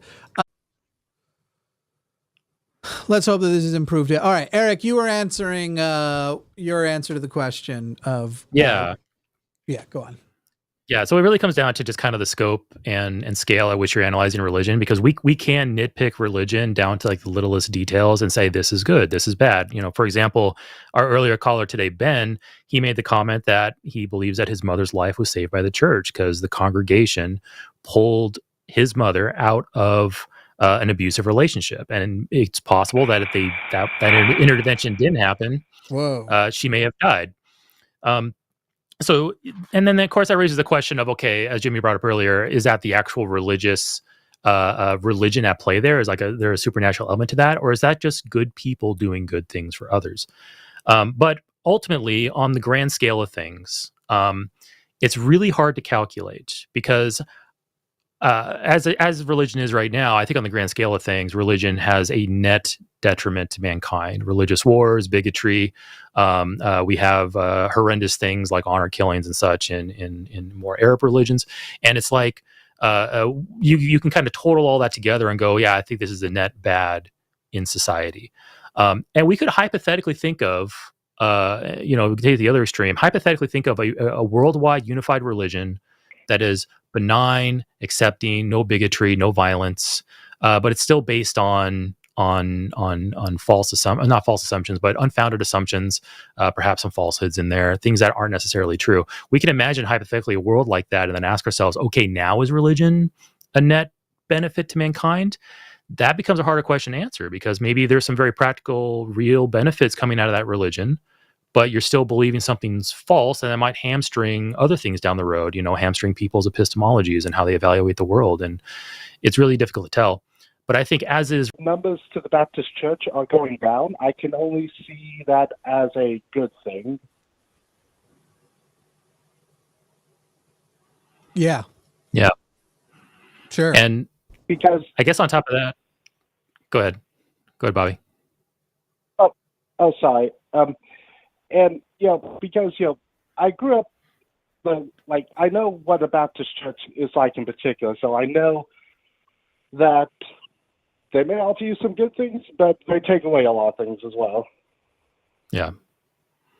Yeah, it's a preponderance of kind of everything we've seen over time. And even if religion, and that's another thing too, I was listening to an interesting conversation. I can't remember where, it was probably on an old YouTube video, but as hypothetically, if religion went away overnight, Christianity, all of a sudden everyone woke up the next day and everyone accepted Christianity as not true. What would that do to our world? And that might be in the short term a very bad thing because lots of people will all of a sudden have no hope. They won't have anything checking their behaviors. Just turning religion off overnight is very likely a very bad thing to happen. It's something that has to happen gradually, get reduced, because you can easily say, oh, no religion, things are 100% worse. Well, yeah, we have a population who is dependent on it up to a point in history, and all of a sudden they don't have it, and now who knows what happens. But yeah, it's something that needs to be dialed down slowly boiled away, and let more sound and more robust and more reliable methodologies for handling, the world around us take its place gradually. It needs to be a gradual shift. Oh yeah. So I guess another part of why I asked this question is, besides the fact of, like the idea of playing devil's advocate, ironically, I know. Sorry, just got a message with it. Anyway, I guess another reason why I asked this question in the first place is because of fear for the future, in a way. And the reason for that is because, we're seeing the numbers of, churches going down and such, but in the back of my mind, I'm wondering, is it going to be replaced by something else? Because faith as a human emotion, a human thing, will always more or less be around. So what else will people wrongly put their faith in? You know what I mean? I don't necessarily believe that faith will always be around, but I don't. There's a problem with equivocation where people think that faith means things it doesn't, and religious people often call in and pretend that faith means something different than what they mean when they are using the word faith in their actual churches, because they think we're stupid and don't remember what it was like to be in church and talk about what faith actually was in those regards. Faith is not just confidence. It is in religious circles, they're often talking about it as spiritual affirmation. It might be a still small voice. It might be a burning in the bosom. It's basically an emotional affirmation. This thing is true because I am feeling confirmation that I'm attributing to an external force that it is true. And I have a confidence that has not been logically justified. It has been spiritually justified. And I don't think that we will, maybe to some degree, there will always be a minority of people who do, but I actually think that there is hope for a future where skepticism is valued and faith is devalued, as it should be. Yeah. Oh yeah, like I am hopeful for the future, as someone who's, doesn't consider faith or, religion particularly important in my life. I am hopeful more people will be able to put faith in themselves rather than something else. Sure. I will say, I think we've gotten to the point where this call has become more of a chat. And so we're going to go ahead and move on. But it was good talking to you, Bobby. Any last words before we let you go? I would like to say it was fun being here. And also shout out to Forrest. He let me here for his YouTube channel. Cool. All right. Thank you, Bobby. Bye, Bobby. You're welcome. Bye.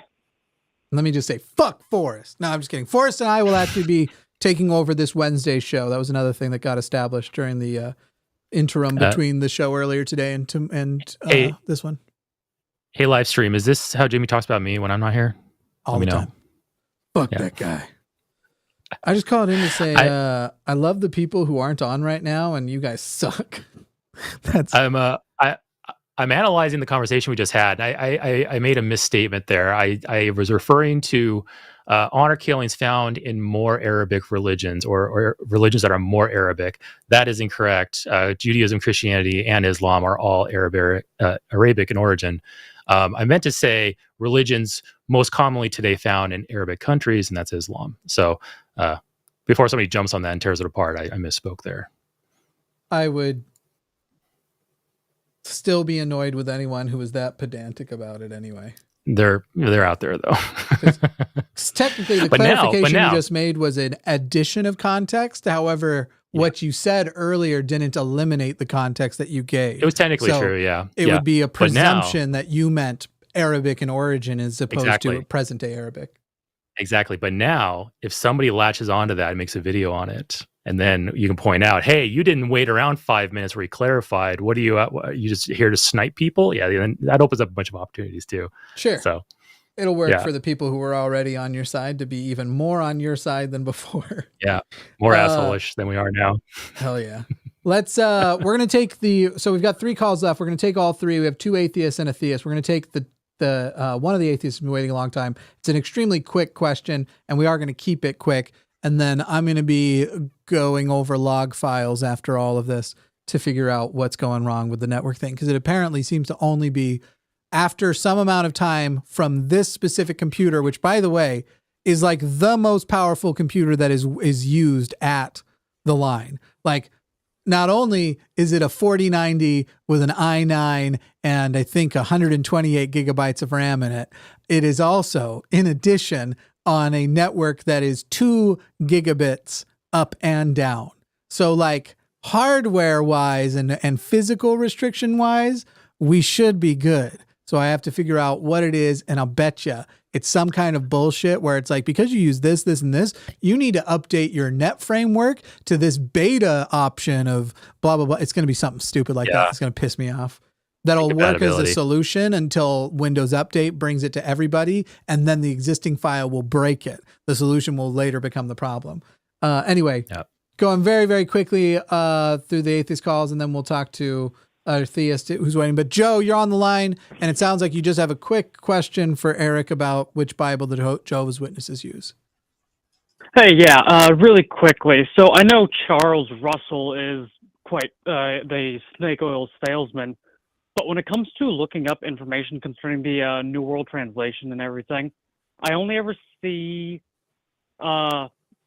sources from other Christians saying, oh, this is a bad translation. You don't want to use this. And I'm just curious as to if there's any like other scholars, non-theistic scholars, that would look at the new translation and give it any credence, especially when it comes to things like such as the Trinity? Because I know I've heard there was some like maybe that was just like an early Christian cult that like believed the Trinity, and a lot of early Christians didn't really accept that whole idea. Sorry, I'll let you Yeah. continue. No worries. Thanks for the question, Joe. So just to add some context for the audience, the Bible that the Jehovah's Witnesses use is called the New World Translation. It's a relatively new translation. I think it started emerging like book by book back in like the 50s. Before that, the Witnesses were using, I think, predominantly the King James Version. So there's some issues with the New World Translation, and this is what some secular scholars and even Christian scholars will complain about. Namely, that they do take some liberties with some scriptures in there. Joe, you mentioned the Trinity. Like one of the biggest changes they made is with John 1:1, where it changes the translation from in the beginning the Word was with God and the Word was God, and they'll change that to in the beginning the Word was with God and was a God, making basically trying to take the Jesus entity before he came to earth and lower him down below that of God. So there's complaints about that. My biggest issue with the New World Translation is that the translators were anonymous. We have no idea who translated this book from what text. We have no idea about their credentials, their experience. We have no idea about their motivations or their review process. We have very little information about that. I think we've maybe like determined like one or two of the names based on like little tidbits of information, but nothing that's ever been officially released that these were the individuals on the committee. This was their process. Here were their sources. Here's their education and all that. We have none of that information. So already the translation is dubious because we have absolutely no idea if these are just guys, laymen, and they're all guys. I doubt there was any women on this committee. They're all laymen. They all have motivations. They're already all members of the religion. They have their theology already in place. And we don't know how much that influenced the translation of that. So, but to ask your question, do they have a translation that they rely on that's more close to the original text? I think they would tell you that the New World Translation is it. This is because their whole spiel, the whole Jehovah's Witness shtick is we are the closest to the first century Christians than any other religion in the world, and that includes our holy book. So you aren't going to find anything else that they rely on that is, quote unquote, closer to the original or the oldest manuscripts we have. And yeah, so it's generally regarded as a poor translation. It's still useful because you get an insight into the Jehovah's Witness thinking, and you can still compare and contrast it with more robust translations of the Bible. But for the most part, I wouldn't recommend using it in any type of like scholarly discussion with like professionals. They'll be asking you why are you using that toilet paper? We have these translations over here. So yeah. Awesome. Thank you very much. I suppose that was really all. I just wanted to, know whether or not it had any credence to it whatsoever. Thank you very much. Yeah. No problem. All right. Have a good one. Thanks, Joe. Bye.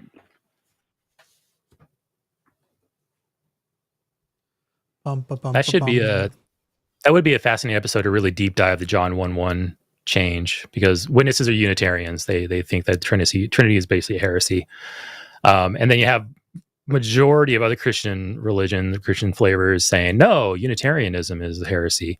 And they have not the Pauline Creed. What was it? What was that creed basically defining true Christianity? It's like from the 3rd century. I can't remember the Nicene Creed. Yeah. Nicene Creed, I think, specifies that you must believe in the Trinity to be a true Christian. Of course, that raises questions. Who are these guys? What gave them the authority to declare this? But a majority of Christian denominations are Trinitarian. The Witnesses are not. They're Unitarian. They believe that Jesus, the Holy Spirit, and God are all Jehovah God are all separate entities. And in fact, the Holy Spirit's not even a person. It's just a name given to God's power. And yeah, so they have like some pretty interesting takes on that. And evidence kind of shows they fudge scriptures in their translation to support that, which already right there, you're getting away from the original translations and you're changing the Bible into something that's more convenient for you and yours. I think you got another Jehovah's Witness question here from Cloud. Oh, boy. And then we're going to talk to Cloud, and then we've got a Theist call left after that. Cloud in, where are you? North Carolina. You're on the line with Eric and Jimmy. Hey, can you guys hear me? Sure do. Hey, Cloud. Cool. So I don't know if you know, but today was the memorial, if you remember what those are Yep. like. And so my my mom invited me to them. I called in before. I don't know if you remember, but I talked about it a bit. She explicitly said to me and my siblings that she puts Jehovah over her children. One time when I was talking to her, I show her like Clint. I don't know if you know who Clint Reptiles is. He's a YouTuber who's a Christian, but he's like a really good zoologist and he does some other stuff. And so I would show him, because you probably know that Jehovah's Witnesses they deny that evolution is a thing, or at least that macro evolution happens. And so I would show her his videos as like a way, like, hey, he's a Christian, but also he acknowledges that this is like real.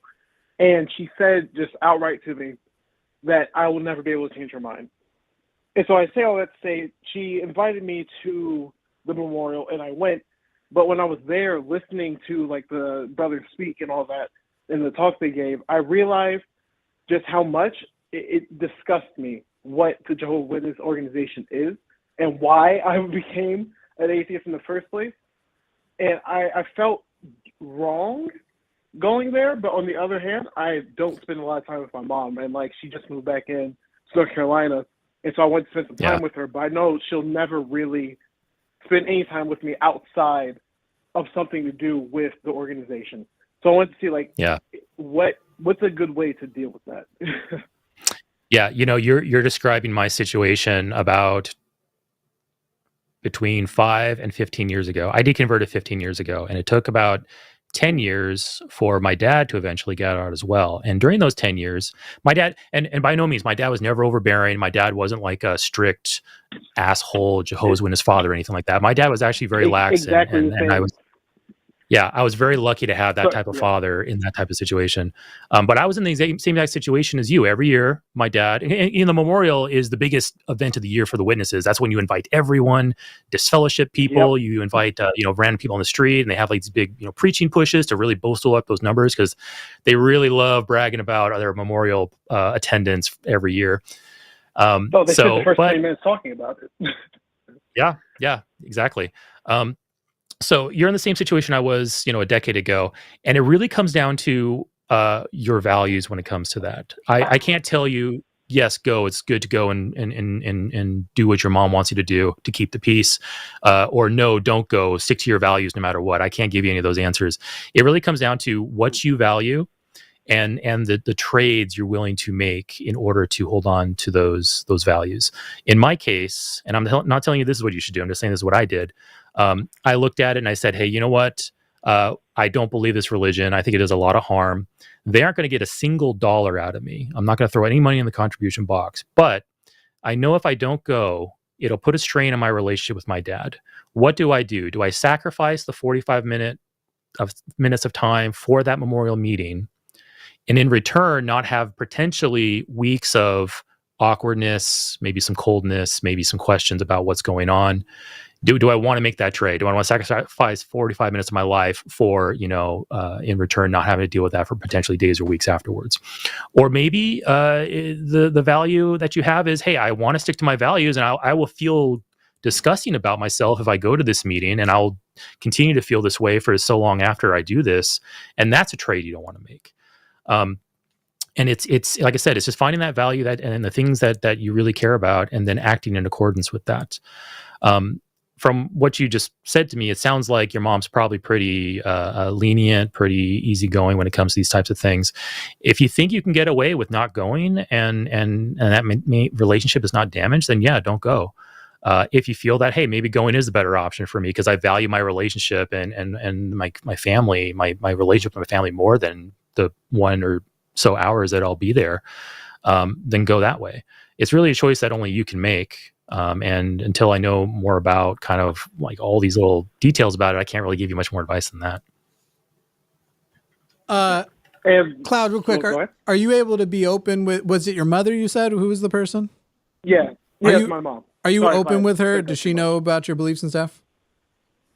I've tried to have conversations with my mom about me being an atheist, but every time I've done, the last time that I seriously sat her down and tried, she didn't talk to me for 2 years. So, yeah.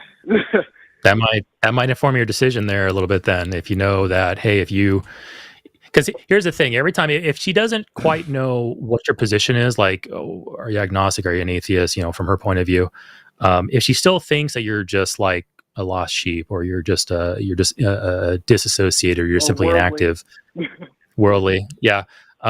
If you're kind of in that kind of ambiguous bubble that she can't quite put a label on you, and that's beneficial and advantageous for your relationship, you may want to keep it that way, because if you don't go to the memorial, then that's going to kind of contract that bubble, and now she's going to be like, well, maybe he's not quite, disassociated. Maybe he's no longer a believer. And the more time goes on, she might zero in on your true position before you're willing to share that with anybody. So yeah, like I said, it's just having a good understanding of kind of how your behavior will affect how they behave towards you. If I was in your shoes, I'd probably do one of two things. I'd either say, hey, Mom, would you still want me to come to this if you knew that every time I go to these things, I go away with a bad taste in my mouth? And if she says, no, I wouldn't want you to come, then be like, yeah, then I probably shouldn't come. Yeah. Or the second thing would be a negotiation. Be like, all right, I'll go to that if you do such and such. And very quickly, when you start doing those things, my dad... that was one of the few things that I tried with my dad when we would try to talk about these things, and he'd want me to read something, and I'd say, all right, I'll read that if you read this. And he basically read like 2 chapters of, I think it was the God Delusion, and was like, I'm not going to do these anymore. And deals off. Yeah. He basically stopped even pretending that he was in any way intellectually honest and skeptical and evaluating shit objectively.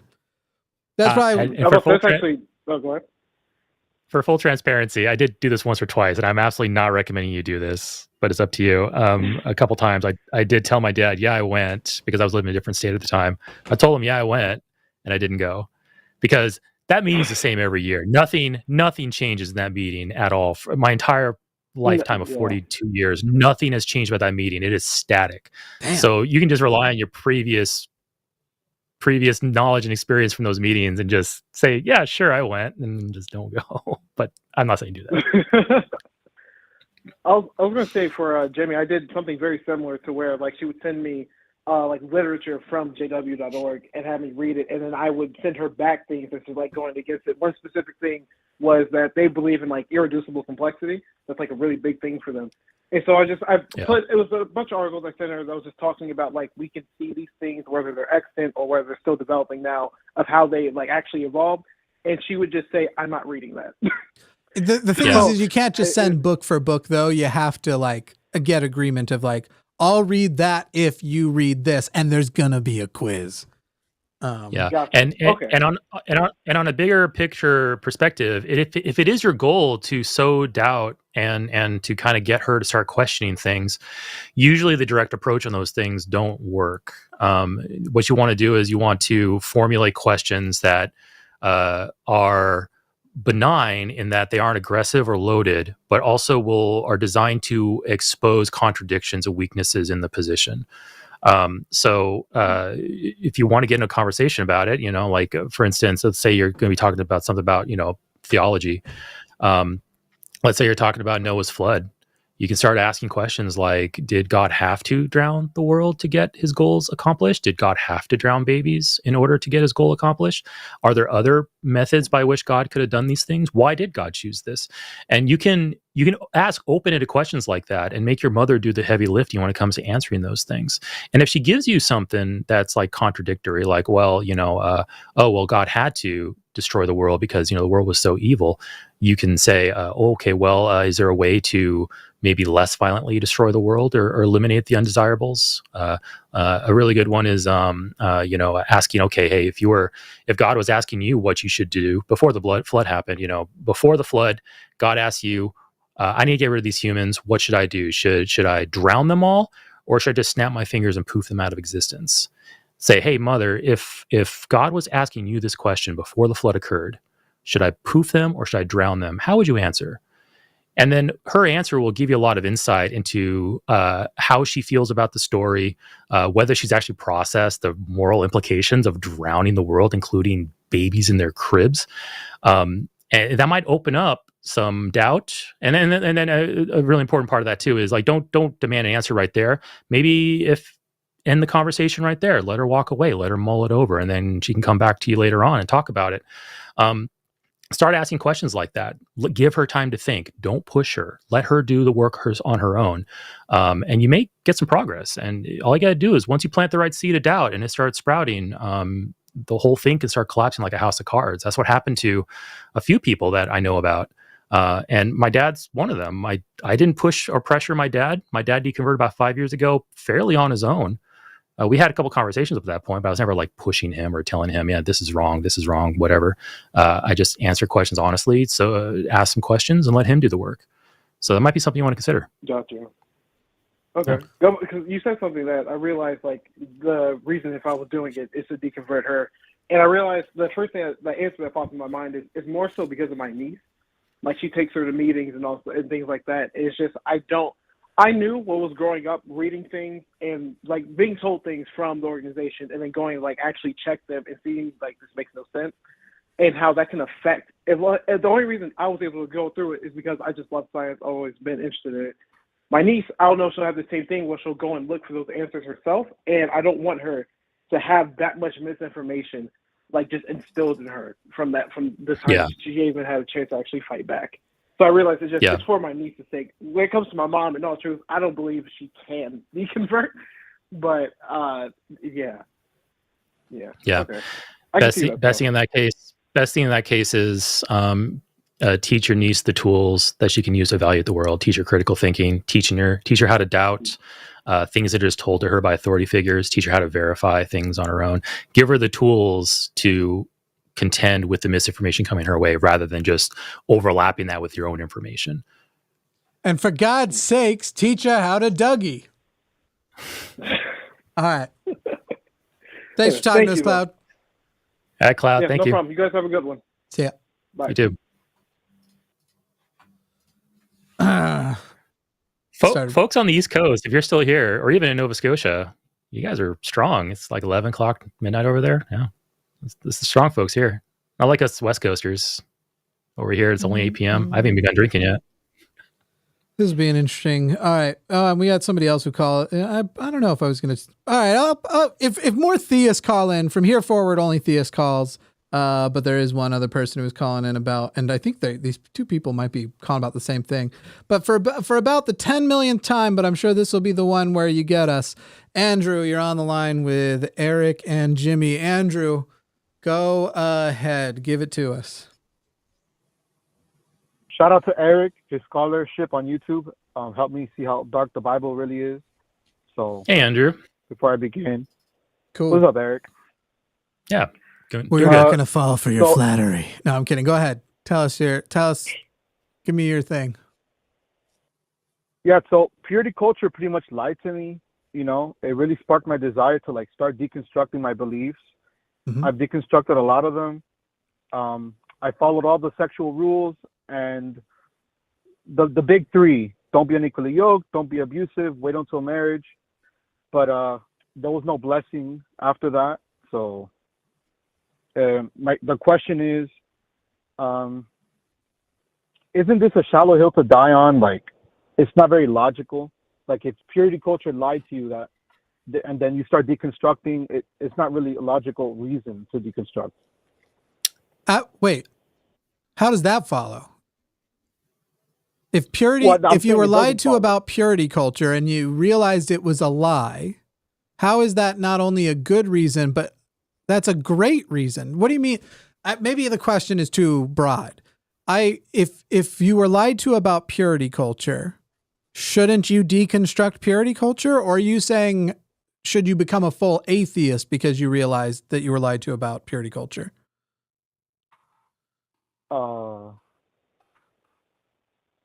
It sparked deconstruction. For yes. Sure. Deconstruction of what? Purity culture or deconstruction of religion? Of religion. My fundamentalist absolute beliefs. Yeah. Okay. Got it.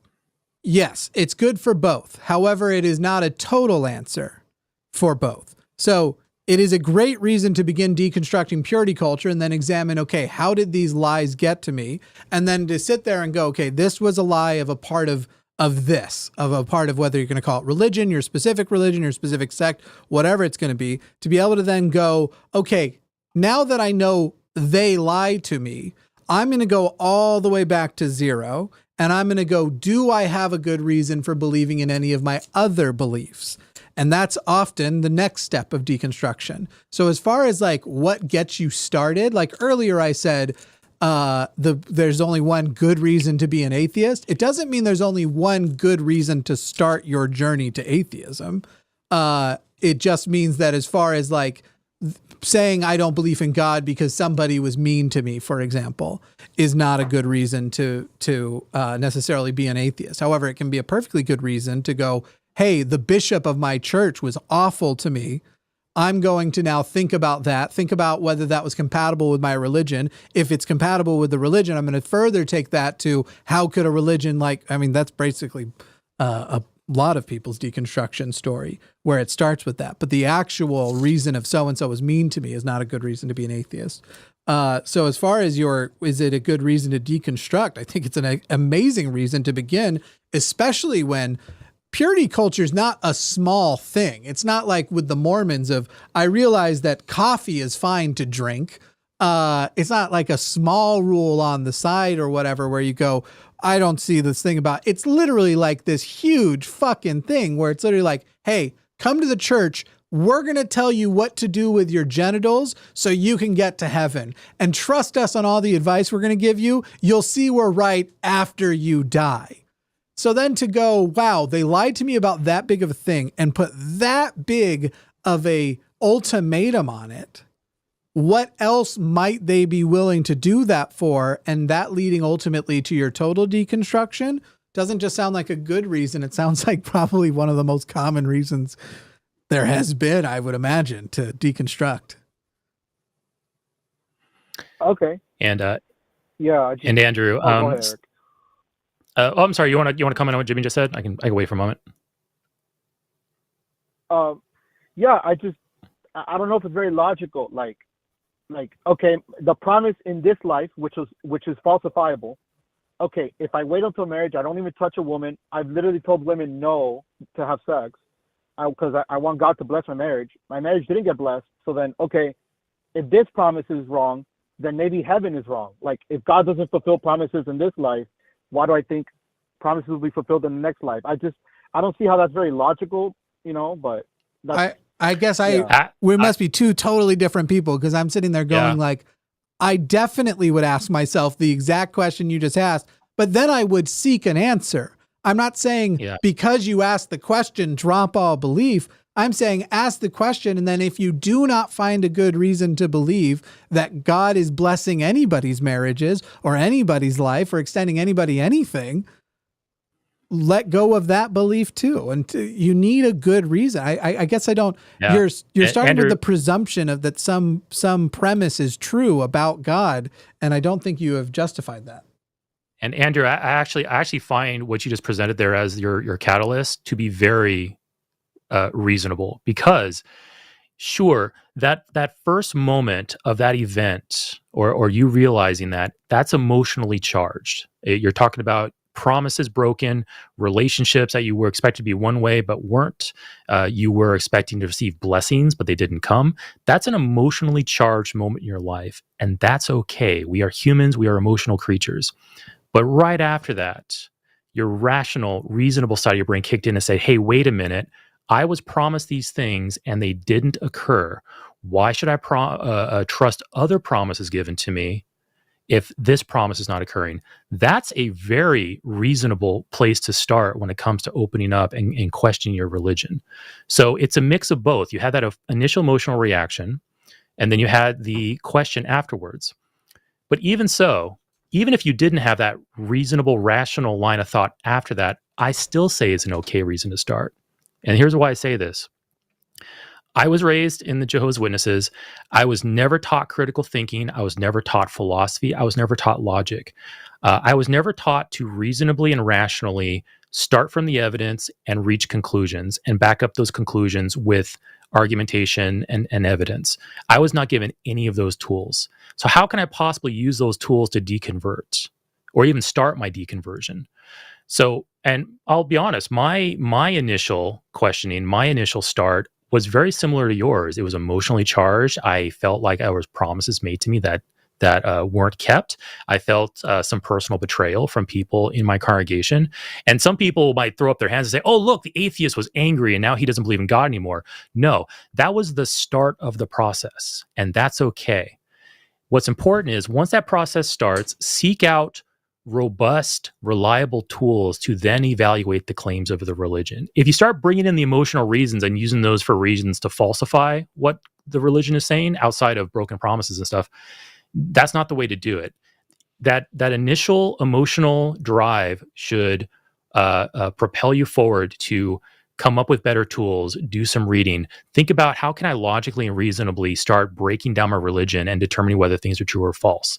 And you may come out, as long as you come out on the other end of that with refined conclusions that you can back up by argumentation, back up by evidence, then who cares where you started from? What matters is where you ended. And going back to the beginning, what I just said there, that's okay because I wasn't, and it sounds like you probably weren't, and many, many other people weren't given any of those tools because we had the misfortune of being born into a religion. It's okay to do that. The destination is what matters, not really the origin of it. And the path is going to be messy and full of emotion and mistakes, and that's okay. Who cares? Just keep moving forward and keep trying to do better. Okay, sounds good. Yeah. And just to cap that off, the question you posed is a great question. I think this was an excellent topic for a discussion here because many other people are thinking exactly what you are. Like, I started this process and I was emotional. Does that invalidate everything that happens afterwards? And the answer is no, it doesn't. So it's a great question. Thank you for bringing it up. Yeah. Thanks for the advice. When I had the fear of hell, I knew that was the catalyst, the whole sex thing. And I'm like, do I really want to risk going to hell just for sex? But the fear of hell's pretty much gone. Now that was really the catalyst. But you're right. If reason comes after, it should be okay. Yeah, you just have to have good reason. I wouldn't have sex if someone threatened me that if I have sex, I'd go to Iowa if they can prove that Iowa exists and that they have the power to send me there. And you need to do both because you can't prove Iowa exists, but you can't prove you can make me go there. Sounds cool. Yeah. Okay. Andrew, it actually sounds like you're making progress, which is better than last time you and I spoke. So I'm happy to see it. I'm happy to. I've had some great conversations with Andrew on my channel and I think also here. So great job, Andrew. Keep moving forward. We support you. Sounds good. No, with Jimmy, it's very heated and charged, but that's entertaining, I guess. I disagree. There are specific things one can do, like either lie or not answer the questions that annoy me, and I will very strongly, to use the words of our ex-president, I'll very strongly disagree. I will very strongly try to put us back on track, but otherwise, fine enough. All right. Cool. Sounds good. Later, Andrew. All right, Andrew. Catch you later. Peace.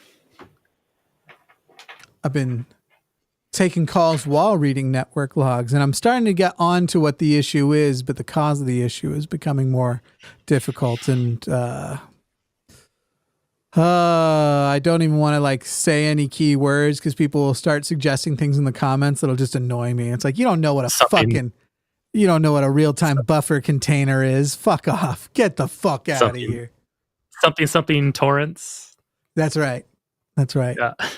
It is just odd because also when the network issues were happening, there was no problem with mine and your connection.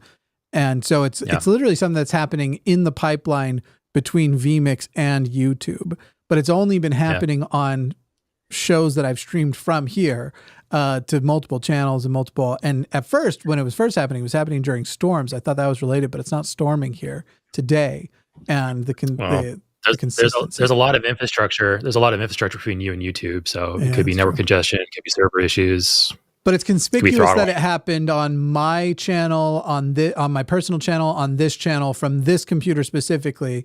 And then again tonight when it had happened earlier in the week, but it didn't happen on any of the other shows on the line that happened this week, which were produced from Arden and Amargan's devices, which are in their locations. So there's a conspicuousness to a third instance of that happening. Maybe some type of network hub close to home and only you hit. Who knows?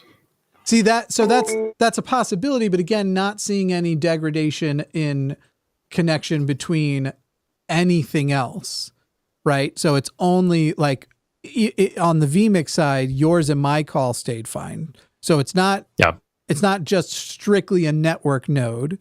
It would have to be something specifically along the ways. Well, not necessarily though, because there's also the possibility of like multi-core and multi-thread instances of things maxing out only on the vMix side, but not necessarily vMix call, and that there could be a potential problem with the buffer container there. There's multiple things it could be, and so it'll mean fucking with stuff, and I'll probably over on my personal channel in the next few days, if you don't follow me over there, it's guess what the name of the channel is. It's crazy. It's almost impossible to guess.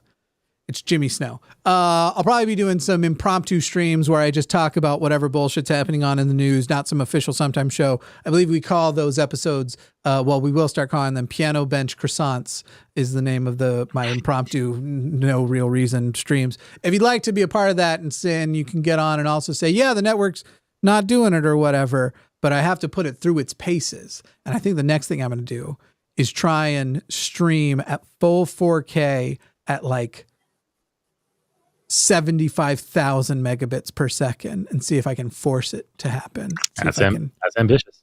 See if I can force it. That would be a good test. Yeah, like really just kind of max out your throughput and see what happens. It's a good idea. I do use GPU encoding both for the network side and the and to run vMix itself. So it could be. That's a common troubleshooting strategy I use at work also is, I see a problem. My first attempt will be, I want to make the problem worse. What can I do to make the problem worse? That gives you an idea how to make it better. Mostly because then if I know a way to make the problem happen more, that's the big thing.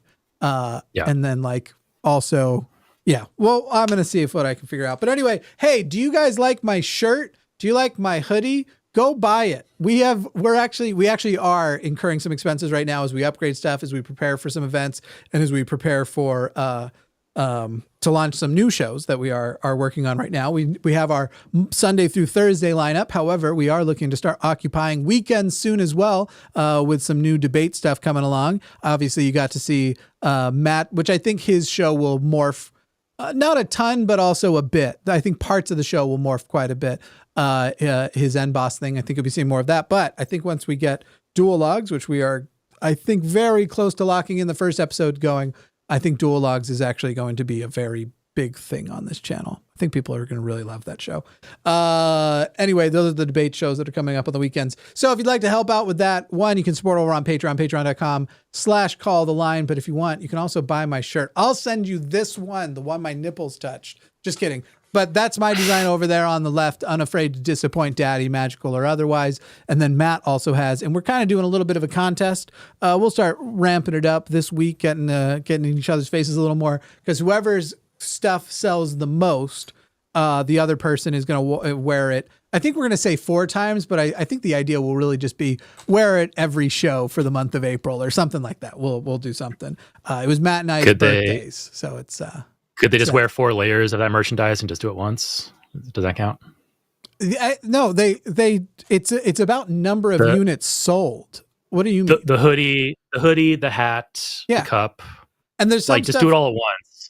Right. Here, I'll show you. There's you said the person that loses has to on 4 occasions wear that other person's merchandise. What if they wore 4 pieces of that person's merchandise in one viewing? Oh no. It's per show. Oh. These are some of the stuff that's available. This doesn't have the hoodies, I think is the only stuff, but there are anything counts. So even if you just got a holographic sticker or the 5 buttons only counts as one though, because it's per, I guess, unit, and this comes with 5 buttons. So t-shirts and crop tops. The crop top, a few people have gotten the crop top.